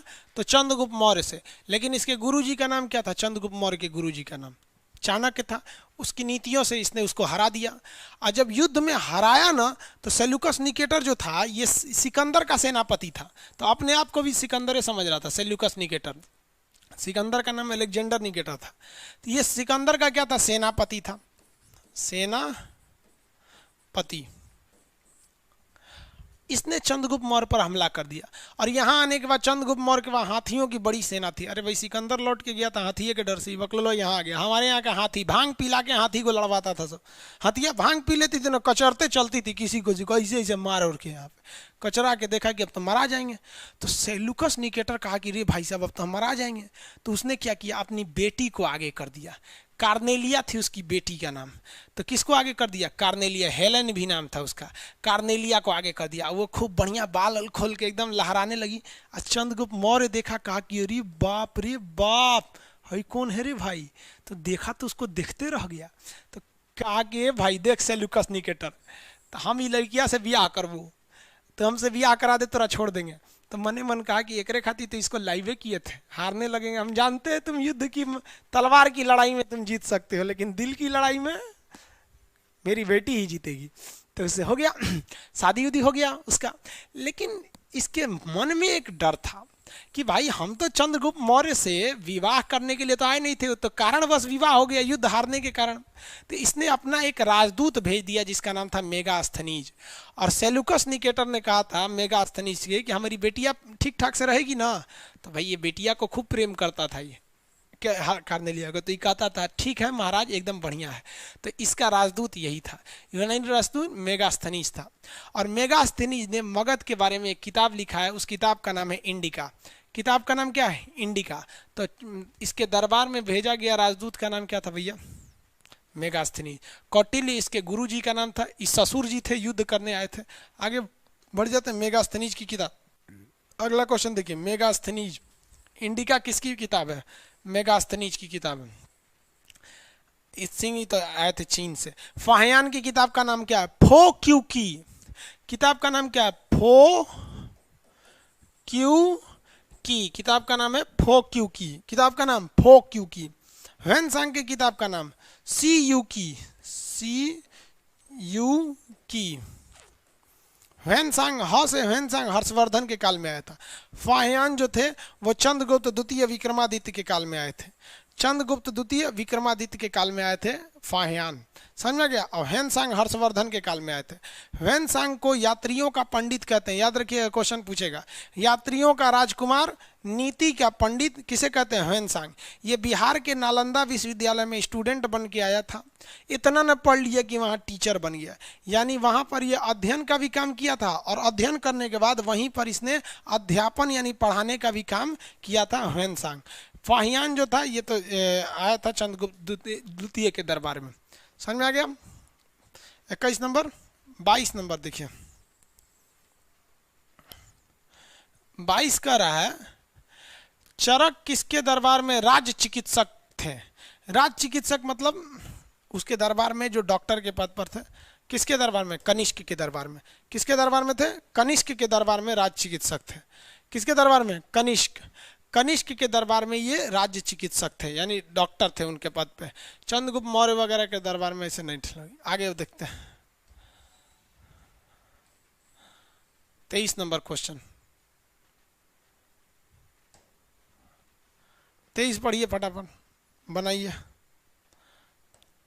सातवाहन का सबसे बड़ा शासक कौन सा था? इसमें दो चीजें आप फंस जाइएगा। देखिए, सातवाहन में सबसे प्रमुख शासक था हाल, लेकिन कहेगा सबसे प्रतापी शासक। प्रतापी मतलब सबसे ज्यादा युद्ध करने वाला, तो गौतमी पुत्र सातकर्णी। लेकिन कहेगा सबसे बड़ा शासक कौन था? तो हाल था। ये पढ़ा लिखा था, लेकिन सबसे ज्यादा मरखा कौन था? गौतमी पुत्र सातकर्णी। मरखा कहेगा तो गौतमी पुत्र सातकर्णी होगा, लेकिन यहाँ पे कह रहा है कि सबसे बड़ा शासक यानी महान की बात कर रहा है तो हाल होगा सातवाहन में। सातवाहन शासकों में आपसे 3-4 क्वेश्चन पूछता है, याद रखिएगा, बहुत इंपॉर्टेंट पूछता है सातवाहन में। 3 चीजें सातवाहन का याद रखिएगा। इनके यहाँ जो सिक्के थे वो किसके थे? शीशा का सिक्का। सातवाहन का सिक्का शीशे का था, पहला। दूसरा, मातृसत्तात्मक। इनका समाज कैसा था? मातृसत्तात्मक। मातृसत्तात्मक का मतलब होता है जैसे अगर आपसे कोई पूछे कि आप किसके लड़के हैं, तो लड़का तो आप जितने अपने माता के हैं उतने ही अपने पिता के हैं, लेकिन आप कभी भी माता का नाम नहीं बताते हैं। जब भी कोई पूछता है कि आप किसके लड़के हैं तो आप किसका नाम बताते हैं? आप बताते हैं अपने पिता का। तो हमारा समाज पितृसत्तात्मक है, यानी हम अपने पिता को ज़्यादा वरीयता देते हैं। अगर किसी के पिताजी नहीं हैं, उनका स्वर्गवास हो गया है, स्वर्ग चले गए हैं, तो भी वो अपने पिता का ही नाम बताएगा, माता का नहीं बताएगा। स्वर्गीय लगा के बताएगा लेकिन पिता का ही बताएगा, समझ में गया। लेकिन सातवाहन समाज जो था वो मातृसत्तात्मक था।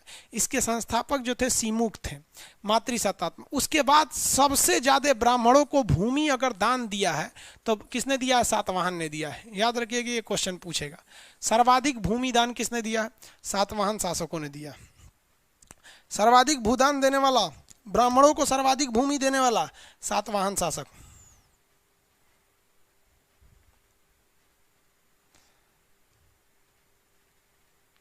हो गया। पूजा पांडे जी, आप लिख रही हैं चरक कनिष्क के राज चिकित्सक थे। जब तक 4 क्वेश्चन आगे निकल जाएगा, आप खूब से खूब क्या कीजिए तो क्वेश्चन नंबर डाल दीजिए और उसका ऑप्शन बोल दीजिए ABC। जैसे आप इसको क्या लिख सकते हैं, जैसे इसका आंसर कौन सा सही है? डी है ना, तो 23 का डी। सबसे प्रतापी कहेगा तभी हो जाएगा। कनिष्क कनिष्क कनिष्क, ये कौन लिख रहे हैं जी? ब्रजेश कुमार जी, 20 जगह कनिष्क के लिख दिया हमने। हो गया। वीडियो में क्वालिटी कम कर दें, देखिए वो क्वालिटी कम तो कर देंगे लेकिन फिर दिखेगा नहीं। ठीक है, क्वालिटी कम कर देंगे कल से। 23 का डी। आगे देखते हैं। सर ये क्वेश्चन एसएससी सीजीएल में काम करेगा? बाबू एसएससी सीजीएल में अगर पूछेगा कि शीशे का सिक्का किसने चलाया, तो क्या आप कहिएगा गुप्त काल वाले ने? ये आपकी गलतफहमी है कि सीजीएल में पूछेगा या किस में पूछेगा। सब में पूछते हैं सारे क्वेश्चन। आपको अगर, आपको हम बता रहे हैं ना, सीधी सी बात, अगर आप रिजल्ट लेना चाहते हैं, यूपीएससी से तो टफ कोई एग्जाम नहीं होती है इंडिया में आईएएस का। एक काम कीजिएगा आप, मेरी बात पे विश्वास कीजिए। यूपीएससी के 5 साल का, कितने साल का? 5 साल का क्वेश्चन उठा लीजिएगा। कहाँ से उठाइएगा? देखिए आईएएस का मत उठाइएगा। यूपीएससी सीडीएस का भी एग्जाम लेती है, यूपीएससी एनडीए का लेती है, सीएपीएफ का लेती है, एससीआरए का लेती थी। जितने चीज़ों का यूपीएससी एग्जाम लेती है उन सारे का क्वेश्चन सेलेक्ट कर लीजिएगा और देखिएगा आपको 15 से 20 क्वेश्चन रिपीटेड मिल जाएंगे केवल 5 साल वाले में। लेकिन लड़का क्या करता है, आईएएस की तैयारी करेगा ना तो बस आईएएस पढ़ेगा। लो हम आपको बताते हैं 2012 में गजब हुआ था। 2012 नहीं, 2013 में। 2013 में ऐसे 4 क्वेश्चन थे जो सीडीएस में भी पूछा था, वही एससीआरए में पूछा था और वही आईएएस के एग्जाम में पूछा था। सेम साल 2013। अब हमको ये कंफर्म नहीं हो रहा है कि 2012 था या 13 था, क्योंकि बहुत दिन पुराना बात हो गया, 7-8 साल हो गए वहां पे। तो उसमें सेम क्वेश्चन थे। तो आपकी गलतफहमी है। आप देखेंगे जो क्वेश्चन रेलवे में पूछा वो कल थोड़ा सा पूछ देंगे एसएससी में, तो थोड़ा बहुत चेंजिंग होते रहते हैं। अब आप लोग एक के पीछे भागेंगे तो ये उन सबको ही पता है, इसलिए वो लोग क्या करते हैं, क्वेश्चन रिपीट नहीं करते हैं बल्कि दूसरे से उठा लेते हैं। 2005 से पहले क्या था कि आप प्रीवियस क्वेश्चन पढ़ लेंगे तो लड़ जाता था, लेकिन अभी नहीं है। रेलवे वाला अपना प्रीवियस नहीं उठाता है, एसएससी का प्रीवियस उठा लेता है। एसएससी वाला अपना उठा लेता है, कहीं और से उठा लेता है। तो सब जगह से पढ़िए। आगे देखिए, कह रहा निम्नलिखित में से किसमें विद्या का सबसे पुराना पीठ माना जाता है? नालंदा। क्वेश्चन यहाँ घुमा देगा, सुनिए ध्यान से। कहेगा कि दुनिया का सबसे पुराना यूनिवर्सिटी जिसने सबसे पहले हॉस्टल को छात्रावास कहते हैं, हॉस्टल देना चालू किया था। अरे नालंदा मार दिए हैं तक्षशिला होगा जी, तक्षशिला। जबकि हॉस्टल देने वाला पहला यूनिवर्सिटी था नालंदा, लेकिन सबसे पुराना क्या होगा? तक्षशिला होगा। ऑप्शन नंबर कौन सा होगा इसमें? ए, तक्षशिला। कहाँ पर है ये? पाकिस्तान में। अब यूपीएससी में क्वेश्चन पूछा, सुनिए ध्यान से, छोटा मोटा एग्जाम में ये पूछेगा। यूपीएससी में पूछा था कि इसे किसने बनवाया था, तो हो जाएगा राजा तक्ष ने। बनवाया किसने था? तक्ष ने। एक बार पूछा था ये कहाँ पर है, तो पाकिस्तान में, लेकिन वो पूछा था किस जिला में, तो रावलपिंडी, रावलपिंडी जिला, रावलपिंडी जिला में। नालंदा विश्वविद्यालय, तो ये तो बिहार में है, नालंदा जिला में है, बिहार में। अभी खंडहर टाइप का हो गया, अभी जाके वहाँ देख सकते हैं नालंदा विश्वविद्यालय को। नालंदा विश्वविद्यालय को किसने जलवा दिया था? बख्तियार खिलजी। किसने जलवाया? बख्तियार खिलजी। अब लड़का गलती क्या करेगा? बख्तियार खिलजी कहेगा कि बख्तियार खिलजी किसका सेनापति था, तो मार देगा अलाउद्दीन खिलजी का। अरे भैया, बख्तियार खिलजी अलाउद्दीन खिलजी का नहीं था, वो कुतुबुद्दीन ऐबक का सेनापति था। किसका सेनापति? कुतुबुद्दीन ऐबक का सेनापति था। बख्तियार खिलजी कुतुबुद्दीन ऐबक का सेनापति था। याद रहेगा आप लोग को? किसका सेनापति? कुतुबुद्दीन ऐबक का सेनापति था। बख्तियार खिलजी कुतुबुद्दीन ऐबक का सेनापति था। आगे बढ़े। उज्जैन उस समय नहीं था शिक्षा के लिए। विक्रमशिला ये भी था। क्वेश्चन ध्यान से सुनिएगा एकदम, इसी क्वेश्चन को अच्छे से दोबारा। इसमें दूसरा बताते हैं। कभी कभी पूछ देता है ना कि तक्षशिला किस वंश के समय शिक्षा का केंद्र था, तो जब मौर्य काल चल रहा था तब तक्षशिला था। और कहेगा नालंदा किसके समय था, तो जब भारत में गुप्त वंश चल रहा था तब नालंदा था। कहेगा विक्रमशिला महाराष्ट्र में है, महाराष्ट्र का सॉरी बिहार के भागलपुर में है विक्रमशिला विश्वविद्यालय। तो ये किसके समय था, तो ये पाल वंश के शासनकाल में थे। विक्रम लड़का का नाम, शिला लड़की, विक्रमशिला। उज्जैन किसके वंश के समय में था, तो शुंग वंश के काल में। किस वंश के काल में? शुंग वंश के काल में, शिक्षा के समय। कहेगा मध्यकाल में शिक्षा के समय, मध्यकाल मतलब मुस्लिम जब भारत में आ गए थे सर, तो मध्यकाल में था जौनपुर, यूपी में है जौनपुर। बहुत से लड़के होंगे लोग जौनपुर के लाइव में। तो मध्यकाल में शिक्षा का केंद्र जौनपुर था। ये समझ में आ गया? ध्यान दीजिएगा इस सब चीज़ पे। इन्हें कि केवल कुछ ऐसा नहीं है कि केवल क्वेश्चन जो है उसी को देखते रहेंगे, क्वेश्चन के साथ साथ आप उसके ऑप्शन पे देखिए, जो डिस्कशन है उस पे भी देखिए।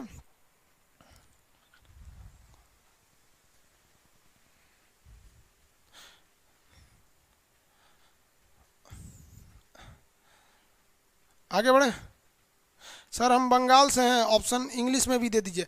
देखिए बाबू, ये क्वेश्चन छप चुका है हिंदी में ही, इसके बाद जितने क्वेश्चन रहेंगे, अब एक्चुअली क्या है, इसके सारे क्वेश्चन छप चुके हैं। नेक्स्ट कभी अब हम इंग्लिश हिंदी दोनों में देंगे। जूम करने में क्या प्रॉब्लम हो रहा है भाई? जूम करने में प्रॉब्लम हो रहा है ना, तो ये आपके उसमें प्रॉब्लम है। देखिए यहाँ पे जूम कर दिए, कहाँ कोई प्रॉब्लम हो रहा है? अब आप जिस एरिया में वहाँ का नेटवर्क कम होगा, तो अब हम यहाँ से नेटवर्क थोड़े देंगे आपको। जूम हो गया, और जूम आउट करना है तो जूम आउट हो जाएगा, यहाँ दबा देते हैं, जूम आउट हो जाएगा। हो गया जूम आउट, छोटा हो गया यहाँ पे। तो अब इसमें क्या प्रॉब्लम आ रहा है?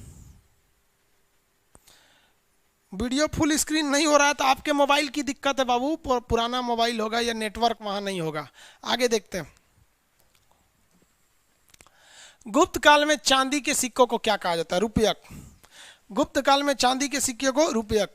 कारसर पॉइंट जो थे वो कई चीज़ों के मिश्रण से बने थे गुप्त काल में। देखिए सिक्का से क्वेश्चन 2-4 पूछेगा, कहेगा कि सबसे पहले सोना का सिक्का किसने चालू किया? तो यूनानियों ने चालू किया। सबसे पहला सोना यूनानी ने चालू किया। कहेगा कि शुद्ध सोना, एकदम शुद्ध सोना, तो किसके शासन में? कुषाण काल में। कहेगा कि सर्वाधिक, सबसे ज्यादा यानी अशुद्ध सिक्का, किसी चीज को ज्यादा करिएगा ना तो अशुद्ध हो जाता है। सर्वाधिक सिक्का तो गुप्त काल में, सर्वाधिक सोने का सिक्का गुप्त काल में हुआ था। तो गुप्त काल में चांदी के सिक्कों को गुप्त काल में क्या कहा जाता था? रुपयक कहा जाता। दिनार वगैरह तो ये तो मध्य काल में आए थे सब। आगे देखिए, रोमन साम्राज्य के साथ भारत का व्यापार रोम पर किसके आक्रमण के बाद समाप्त हो गया? भैया रोम का आक्रमण समाप्त हो गया गुप्त काल के बाद, और गुप्त वंश का अंत कर दिया था हुंडों के आक्रमण ने। जैसे हुंड ने भारत पर आक्रमण किया, हुंड के आक्रमण के कारण कौन सा वंश खत्म हो गया? गुप्त वंश। और यही गुप्त वंश जो था वो व्यापार करने के लिए प्रसिद्ध था। इस गुप्त वंश का ही सबसे खतरनाक शासक था समुद्रगुप्त। कौन था? समुद्रगुप्त। इसी में अगला क्वेश्चन है, देखिए कह रहा है कि भारतीय नेपोलियन के नाम से आमतौर पर कौन हिंदू राजा विख्यात था? तो भारत का नेपोलियन किसे कहा जाता था? सबको पता होना चाहिए। भारत का नेपोलियन समुद्रगुप्त को कहा जाता था। समुद्रगुप्त को भारत का नेपोलियन इसलिए कहा जाता था कि समुद्रगुप्त ने पूरे दक्षिण भारत को अपने अधिकार में ले लिया था। कहा जाता था समुद्रगुप्त का घोड़ा 3 समुद्र का पानी पीता था। पहले आप वहीं से पानी भर सकते थे जहां आपका राज्य है, इसका मतलब दक्षिण भारत में कहीं से भी इसका घोड़ा पानी पी सकता था, मतलब इसका साम्राज्य है। समुद्रगुप्त से 3-4 क्वेश्चन ध्यान से समझिएगा। समुद्रगुप्त के दरबारी कवि का नाम था हरिसेन। क्या नाम है? हरिसेन। इन्होंने अपना एक अभिलेख लिखा है इलाहाबाद यानी प्रयाग में। इनकी माता बिहार की रहने वाली थी, लिच्छवी की, इसलिए इन्हें लिच्छवी दौहित्र कहा जाता है। दौहित्र, दौहित्र मतलब क्या होता है? नाती।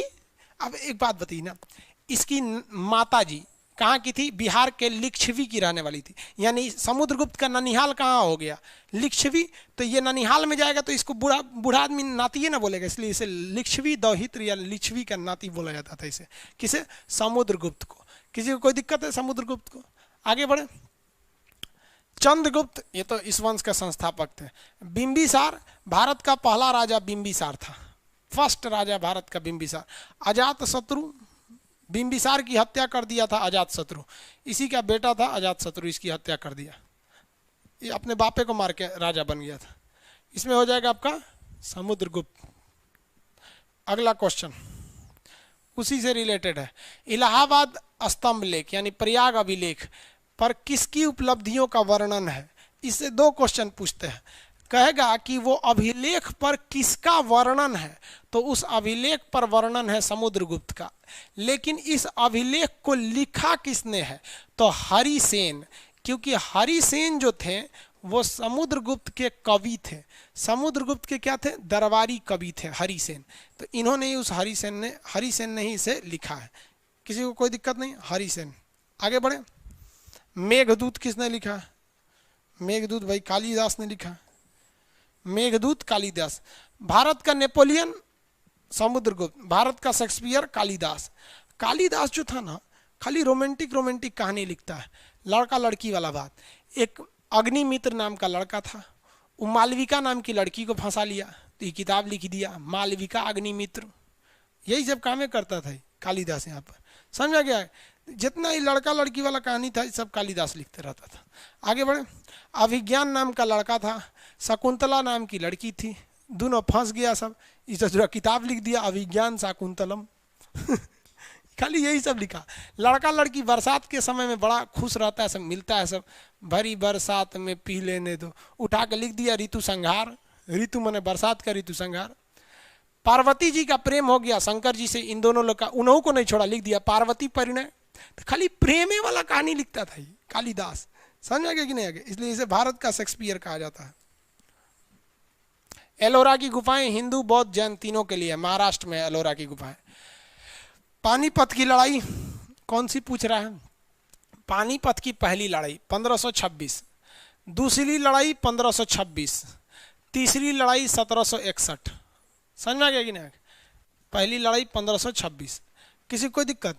देखिए पानीपत का जो मैदान है वो भारत का अखाड़ा कहा जाता है, जिस तरह से यूरोप का अखाड़ा वाटरलू के मैदान को कहा जाता है। पानीपत एक्चुअली दिल्ली के करीब है, हरियाणा में है पानीपत। पानीपत यहाँ दिल्ली के करीब है, इसलिए कोई भी युद्ध अगर भारत से जीतना है तो पहले आप दिल्ली पानीपत के युद्ध को जीतिए। जब पानीपत के युद्ध को जीत जाएंगे तो समझ जाइए कि आपके अधिकार हो जाएगा दिल्ली पर। हल्दी घाटी का युद्ध किसके किसके बीच हुआ था? सबको पता है। हल्दी घाटी का युद्ध 1776 किसके किसके बीच हुआ? अकबर और महाराणा प्रताप। अब यहां समझिए, जो अकबर था इसकी सेना का नेतृत्व कर रहे थे मान सिंह, ये क्वेश्चन पूछता है, याद रखेंगे। और जो महाराणा प्रताप थे, बहुत बहादुर थे महाराणा प्रताप, इनकी सेना का नेतृत्व कर रहा था हकीम खान। हकीम खान, समझ गया? ये भी बहादुर थे, लेकिन इसमें विजयी कौन रह गया? मान सिंह वाला। राणा प्रताप विजयी नहीं रह पाए थे, लेकिन इसका मतलब ये नहीं कि राणा प्रताप बहादुर नहीं थे। बात दो आ जाती है। अब मान के चलिए शेर बहादुर होता है, और मान लीजिए कहीं 2000 गधा को छोड़ दीजिए और उसमें शेर चपा के मर जाएगा, तो क्या शेर बहादुर नहीं था? अरे होता है भैया, भीड़ कभी भी भारी पड़ जाती है, भीड़ भारी पड़ जाती है। बिहार में एक IAS अधिकारी को मुजफ्फरपुर में भीड़ में से गाड़ी में से खींच के मार दिया गया था, जान से मार दिया गया था। समझा गया? लोगों ने समझा नहीं कि वो IAS अधिकारी है, लेकिन बिहार में पहले गुंडई भी बहुत भयानक थी। सोचिए IAS अधिकारी को मार दिया, तो आप क्या कहेंगे कि मुजफ्फरपुर के लोगों का पावर IAS से ज़्यादा है? अरे भीड़ भारी पड़ जाती है बाबू, वही हो गया था महाराणा प्रताप से। आगे देखते हैं।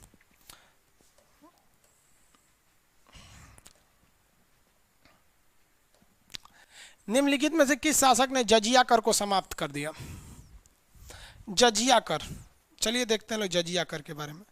क्या है भैया ये जजिया कर? जजिया कर क्या था कि एक हिंदुओं से लिया जाने वाला, यानी हिंदू नहीं कहेंगे, गैर मुस्लिम से, इसमें वो लोग जजिया कर देते थे जो मुस्लिम नहीं थे। चलिए ध्यान दीजिए जजिया कर के बारे में। सबसे पहले मोहम्मद बिन कासिम, मोहम्मद बिन कासिम, मोहम्मद बिन कासिम जो थे, ये व्यक्ति सबसे पहले जजिया कर को लगाया। जजिया कर क्या था? एक सुरक्षात्मक कर था, मतलब जो मुसलमान अगर जजिया नहीं देगा उस पर हमला कर दिया जाएगा, यानी अपनी सुरक्षा के लिए आपको क्या देना है? जजिया कर देना है। मोहम्मद बिन कासिम सबसे पहले इसे लगाया था, लेकिन इसमें 5 लोगों को छूट थी। जो छोटा बच्चा है वो कमाता ही नहीं है तो टैक्स कहाँ से देगा? जो बूढ़ा हो गया है वो भी टैक्स नहीं देगा, जो विकलांग है वो भी टैक्स नहीं देगा, और जो ब्राह्मण है, ब्राह्मण, ये भी टैक्स नहीं देगा, क्योंकि ब्राह्मण का धन कहा जाता है भिक्षा। महिला लोग कमाइबे कहाँ करती थी पहले के समय में, महिला लोग टैक्स नहीं देंगे। तो मोहम्मद बिन कासिम ने जो जजिया कर लगाया था इसमें ब्राह्मणों को उसने नहीं रखा था। लेकिन इसके बाद आया था आपका फिरोज शाह तुगलक, फिरोज शाह तुगलक, इसने टैक्स लगा दिया किस पर? ब्राह्मणों को भी शामिल कर दिया। ब्राह्मण को कहा कि ये लोग नहीं देते हैं चलेगा, लेकिन ब्राह्मण को भी टैक्स देना पड़ेगा। तो ब्राह्मणों पर जजिया कर लगाने वाला फिरोज शाह तुगलक। उसके बाद आया अकबर। अकबर आया तो अकबर का शादी हो गया जोधाबाई से। तो कहा जाता है कि एक माँ जो होती है 20 साल में अपने बेटा को जेंटल बनाती है, और एक लड़की उसी बेटा को 20 मिनट में मेंटल बना देती है। लड़की के चक्कर में कुछ ही हो जाता है। तो अकबर जो था वो जोधाबाई को बहुत पसंद करता था, और जोधाबाई अकबर को पसंद नहीं करती थी। एक्चुअली में जोधा की जो शादी हुई थी वो केवल अपने राज्य मेवाड़ को बचाने के लिए, उसने कहा था कि मैं शादी नहीं, एक तरह से कहिए तो बलिदान दे रही हूँ, अकबर से शादी कर ली थी। अकबर को वो शुरुआत में पसंद नहीं करती थी, लेकिन बाद में जोधाबाई की हर एक बातों को अकबर मानते रहा। अकबर कहा कि जोधाबाई कही कि बता तो अकबर, तोरा मुस्लिम धर्म के लोग बहुत बढ़िया है, तुम उस पर टैक्स नहीं दोगे, हमारे हिंदू धर्म के लोग टैक्स देंगे। हाँ, तो अकबर कहा कहाँ टैक्स दे, बच्चा को नहीं ले रहे हैं, बूढ़ा को नहीं ले रहे हैं। तो कहा कि एक काम करिए, हमरे साथे रहना है ना तो सबको टैक्स हटाइए, ना तो नैहर चल जाएंगे। लड़की से बड़ी धमकी देती है सब, नैहर की धाए दे, पता नहीं क्या है नैहर भागती है सब। हाँ, लड़की नैहर का भाग जाती है सब। कमेंट कर रहा है सर पहिलका वाला के पास। रे बकलोल कहीं। चलिए ध्यान दीजिए, अकबर ने क्या कर दिया, जजिया कर को समाप्त कर दिया। अकबर के बाद आया खतरनाक शासक औरंगजेब। औरंगजेब को जिंदा पीर कहा जाता था। इसने जजिया को पुनः लागू कर दिया, जजिया को दोबारा लागू कर दिया औरंगजेब ने। इसको 100% समाप्त किया था मोहम्मद शाह। कहेगा जजिया को कंप्लीटली खत्म किया था मोहम्मद शाह। यही जजिया की हिस्ट्री रही है। कितने राजाओं का नाम याद रखना है आपको, 1 2 3 4 और ये 5। समझ गया। अब अलग अलग एग्जामों में अलग अलग डिजाइन से पूछता है, किसी में कुछ पूछेगा, किसी में कुछ। ब्राह्मणों पे जजिया लगाने वाला फिरोज शाह तुगलक, किसी को कोई दिक्कत नहीं। ब्राह्मणों पर जजिया लगाने वाला फिरोज शाह तुगलक। आगे बढ़े, जल्दी बढ़िए बाबू।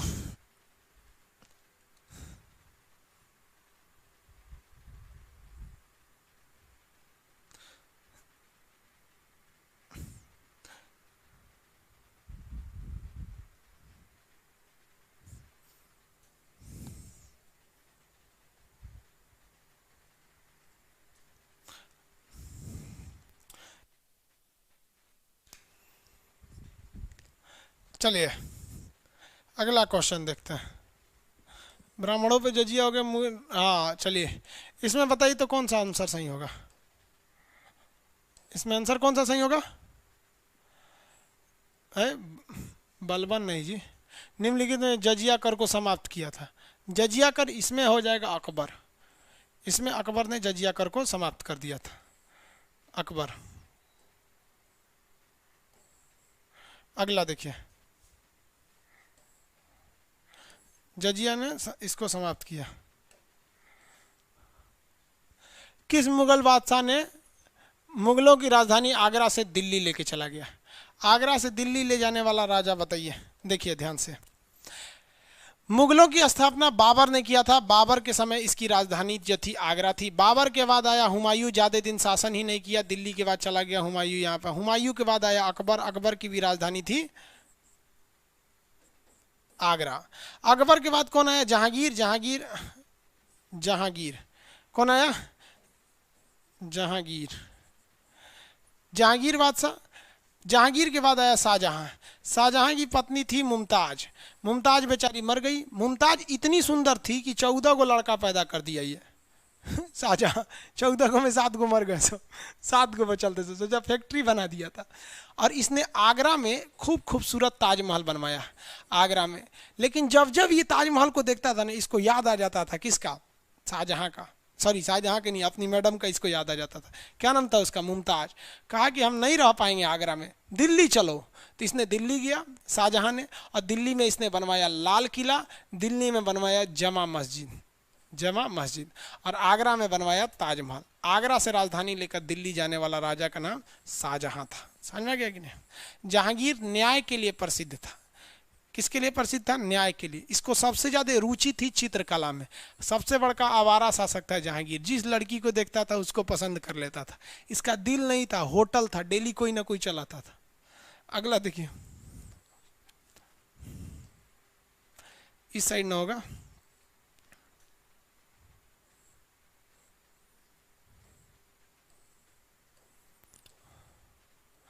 देखिए भाई 34 हो गया, 35 देखते हैं। 35 नंबर क्वेश्चन क्या कह रहा है, निम्नलिखित में से मिलान कीजिए। आगरा का किला किसने बनवाया था? भैया आगरा का किला बना था अकबर के समय, क्योंकि अकबर के समय राजधानी आगरा ही थी। ताजमहल किसने बनाए थे? शाहजहां ने बनवाए थे। पुराना किला कहाँ है? दिल्ली में, इसे किला कुहना कहते हैं, शेरशाह सूरी ने बनवाया था, शेरशाह सूरी ने। समझ में आ गया कि नहीं आ गया? कौन सा ऑप्शन होगा इसका? ऑप्शन लगाएंगे इसको, ऑप्शन नंबर हो जाना चाहिए सी, ऑप्शन नंबर सी। आगे देखिए, शेरशाह सूरी की मृत्यु कहाँ लड़ते समय हो गई थी? शेरशाह सूरी की मृत्यु कहाँ लड़ते समय हुई थी? तो कालिंजर नहीं है, ये रहा कालिंजर। कालिंजर कहाँ पर है बबुआ? मध्य प्रदेश में है। कालिंजर का पुराना नाम कहेगा तो महोबा, महोबा कालिंजर। अब ये कालिंजर में इसकी मौत हो गई 1545 ईस्वी में। कैसे मौत हो गई? तो इस करमफोर था ये, कौन? शेरशाह सूरी। कहा जाता है कि इंसान की जब किस्मत खराब रहती है ना, तो ऊंट पे बैठे आदमी को कुत्ता काट लेता है। वही हो गया किसके साथ? शेरशाह सूरी के साथ। शेरशाह सूरी ने कालिंजर जीतने के लिए कालिंजर के किला पर तोप से हमला किया। वो तोप का गोला गया एकदम कालिंजर के किला पर, और किला की दीवार से लड़ गया, और लड़ने के बाद वापस आ गया। ससुरा जब लड़ा न किला पे तब नहीं फटा, और जब वापस आया शेरशाह सूरी के पास तो गोदामे में फट गया, जहाँ बारूद का गोदाम था। ससुरा चितड़ा उड़ गया इसका, मर गया बेचारा। हद है भैया शेरशाह सूरी। समझ आ गया? जिस समय शेरशाह सूरी हमला कर रहा था ये मर गया, उसी समय अकबर जो था बहुत छोटा था, मैं 3 साल का था अकबर उस वक्त। अकबर के चाचा ने अकबर को तोप लटका दिया था किला के किनारे, और हुमायूं उस किला को तोड़ने के लिए तोप चला रहा था। सोचिए, पूरी दीवार गिर गई लेकिन एक भी तोप का गोला अकबर के ऊपर नहीं पड़ा। अकबर का नसीब बढ़िया था। शेरशाह सूरी दूसरे को मारा तो ऊपरे चला आया, मर गया बेचारा शेरशाह सूरी। मरने के बाद इसे मध्य प्रदेश से कहाँ लाया गया? बिहार में। आंसर बताइएगा लोग, बिहार में इसका मकबरा कहाँ पर है? बिहार में शेरशाह सूरी का मकबरा कहाँ है?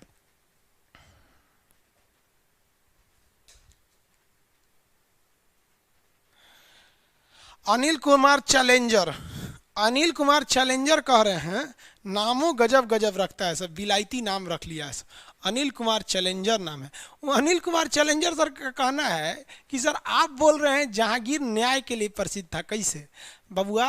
जहांगीर अपने बेडरूम से बाहर एगो जंजीर लटकाया था, उस सोना का जंजीर था, और कहा था कि अगर मेरे राज्य में किसी को अगर न्याय मिलने में तकलीफ हो तो जंजीर आके खटखटाना, हमारे बेडरूम में घंटी लगाए हिलने लगेगा, हम तुरंत दरवाज़ा खोल के आएंगे। क्या हुआ रे? तब बताना साहब बकरी चोरी कर लिया मेरा। समझ में गया? कोई ऐसा राजा अपने बेडरूम में घंटी लगवाएगा? हाँ, इसलिए वो न्याय के लिए प्रसिद्ध था। किसी को दिक्कत? आगे देखते हैं कितना नंबर होगा जी। शेरशाह सूरी हो गया। उस मराठा का नाम बताइए जो औरंगजेब से बहादुरी से लड़ा था। ये तो सब लोग बता देंगे।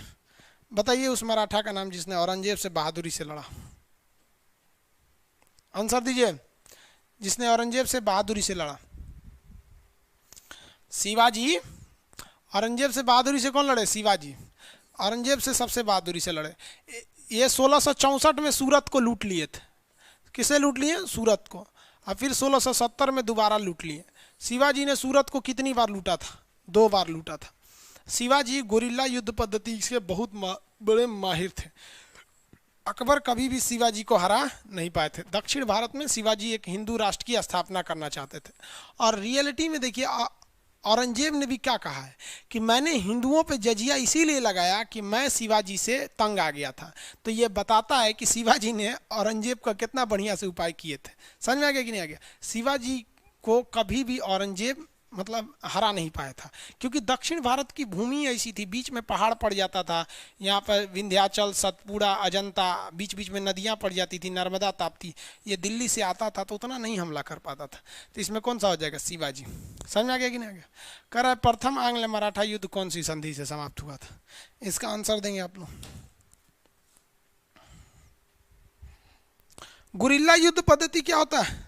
छत्रपति शिवाजी। हाँ, चलिए, सॉरी भाई, महाराष्ट्र के लोग हैं तो शिवाजी को छत्रपति शिवाजी बोला जाता है। चलिए, वो एक्चुअली पढ़ाई के टर्म्स में आदमी बोल देता है। हाँ, चलिए, शिवाजी को ऐसे क्या कहते हैं, छत्रपति कहा जाता था उनका, छत्रपति शिवाजी महाराज। गुरिल्ला युद्ध क्या होता है, एक भाई साहब पूछ रहे हैं गुरिल्ला युद्ध क्या होता है। देखिए, गुरिल्ला युद्ध युद्ध की एक पद्धति है जिसमें क्या किया जाता है कि कोई पहाड़ी एरिया के पीछे अपनी सैनिकों को छुपा दिया जाता है। ये पहाड़ी एरिया है, यहाँ खूब सारे सैनिक को छुपा दीजिए पहाड़ के पीछे, और ये जो मेन लड़ाई का युद्ध है यहाँ पे लड़ाई लड़िए। अब ये बहुत बड़ी फौज है और आप छोटी सी फौज है, तो इससे कैसे लड़िएगा, तो गुरिल्ला से। इसको लड़ते रहिए, धीरे धीरे पीछे भागते रहिए, अचानक मत भागिए नहीं तो भाग जाएगा कि पीछे ले जा रहा है। लड़ते लड़ते धीरे धीरे धीरे धीरे इधर घूमिए, भागते रहिए, और यहाँ आके इधर भागिए यहाँ पे, और जैसे भागेंगे तो आपके पीछे ये वाली फौज आएगी, इन फौज की इधर से तीर से लेके निशाना मार ससुरा कोच दे इसको। गुरिल्ला युद्ध पद्धति शिवाजी के समय यही होता था, पहाड़ में से निकल के कहाँ से मार देते थे सब, इसलिए शिवाजी को पहाड़ी चूहा कहा गया। नाम सुने होंगे आप लोग, समझ में आ गया कि नहीं आ गया, किसी को कोई दिक्कत? 37 नंबर हो गया, आगे बढ़ जाए। यूपीएसआई के लिए क्या ये बैच है बाबू, बताइए आप। हाल जीएस अलग से थोड़ी होता है, सबके लिए फायदा करेगा। लाइव चलने के बाद ये क्लास वॉल्यूम में रहेगा? हाँ बाबू रहेगा, लाइव चलने के बाद वॉल्यूम में असाइन कर दिए हैं लोग ना? हाँ रहेगा। आप लोग ये क्या नाम है, इसको हार्ड कॉपी बनवा लीजिएगा, क्योंकि आज बहुत लड़कों के पास हार्ड कॉपी नहीं है, इसलिए कई लड़कों को प्रॉब्लम हो गया। ठीक है, आज इस क्लास को इतना ही रहने देते हैं, 37 क्वेश्चन पे, कल हम इसको और ज़्यादा बता देंगे। ठीक है, आज के लिए इतना ही, क्योंकि आप लोग भी भाई ज़्यादा थक गए हैं, फर्स्ट क्लास ही है, आप लोग को भी कई लोगों हार्ड कॉपी ही नहीं लिए तो वो लोग बुरा मान जाएंगे कि सर ज़्यादा करा देंगे, तो बहुत ज़्यादा क्वेश्चन करा देंगे। आप खुद सोचिए ना बहू, आप ध्यान से समझिए यहाँ पर खुद से कि आप लोग इसमें जितने लड़के हैं वो कुछ लड़कों ने 11 रुपये में बैच को परचेज किया था जब ऑफर था तब, और बाकी लड़कों ने 51 रुपये में परचेज किया था। आपको पता है कितने क्वेश्चन आपको मिलने वाले हैं? 500 से ज़्यादा क्वेश्चन मिलेंगे भाई। अब आप बोलो इससे मिनिमम पॉसिबल क्या है? और हम बहुत अजीब से हो गए कि 11 रुपये का कई लोगों ने मिसयूज समझने करने लगे। तो ये आप ये 500 क्वेश्चन करेंगे तो ऐसा थोड़ी है कि एग्जाम में आपको कोई नॉलेज नहीं आएगा। डायरेक्ट क्वेश्चन ना आए वो अलग बात है, लेकिन इसमें जितना ऑप्शन बताएं हम आपको, कई चीज़ों से रिलेटेड चीज़ें उससे एक दूसरे से रिलेट कर करके बताएं, चंद्रगुप्त मौर्य के समय, तो ऐसा नहीं है कि आपको डायरेक्ट एग्जाम में आएगा। कुछ क्वेश्चन डायरेक्ट आएंगे, लेकिन हम जो आपको बता रहे हैं ये भी आएंगे, इसको भी रिलेट करके रखिएगा। आपको पता है जो व्यक्ति टेस्ट सीरीज से जुड़ा रहता है ना, उसको एग्जाम में 8-10 क्वेश्चन समझो भैया उसे फ्री में मिलने वाला है, एकदम समझ जाइए, क्योंकि उसके दिमाग में इतना बार वो रन किया हुआ क्वेश्चन है कि वो कभी भूलेगा नहीं। इसलिए टेस्ट सीरीज से जोड़े रहिएगा, और मेनली टेस्ट सीरीज का हम इसीलिए फ़ी इतना कम रखें, वरना आप देखिए ना 11 रुपये आजकल क्या वैल्यू रह गया है। इसमें जीएसटी है, फिर टैक्स भी इसी में, हमको आपसे थोड़ी ना लेते हैं 51 रुपये में। समझ में आ गया? चलिए खैर, आप लोग इसका सदुपयोग करिएगा, अच्छा है। 98% पढ़े लिखे लड़के रहते हैं, लेकिन 2% ससुरे पढ़ते नहीं हैं, उल्टा सीधा काम करते हैं, उन पे ध्यान नहीं देना है। हम लोग में नेक्स्ट मिलेंगे इसी टाइम पे 6 बजे से लेकर 6:05 के बीच में, कभी भी आपका बैच स्टार्ट हो जाएगा।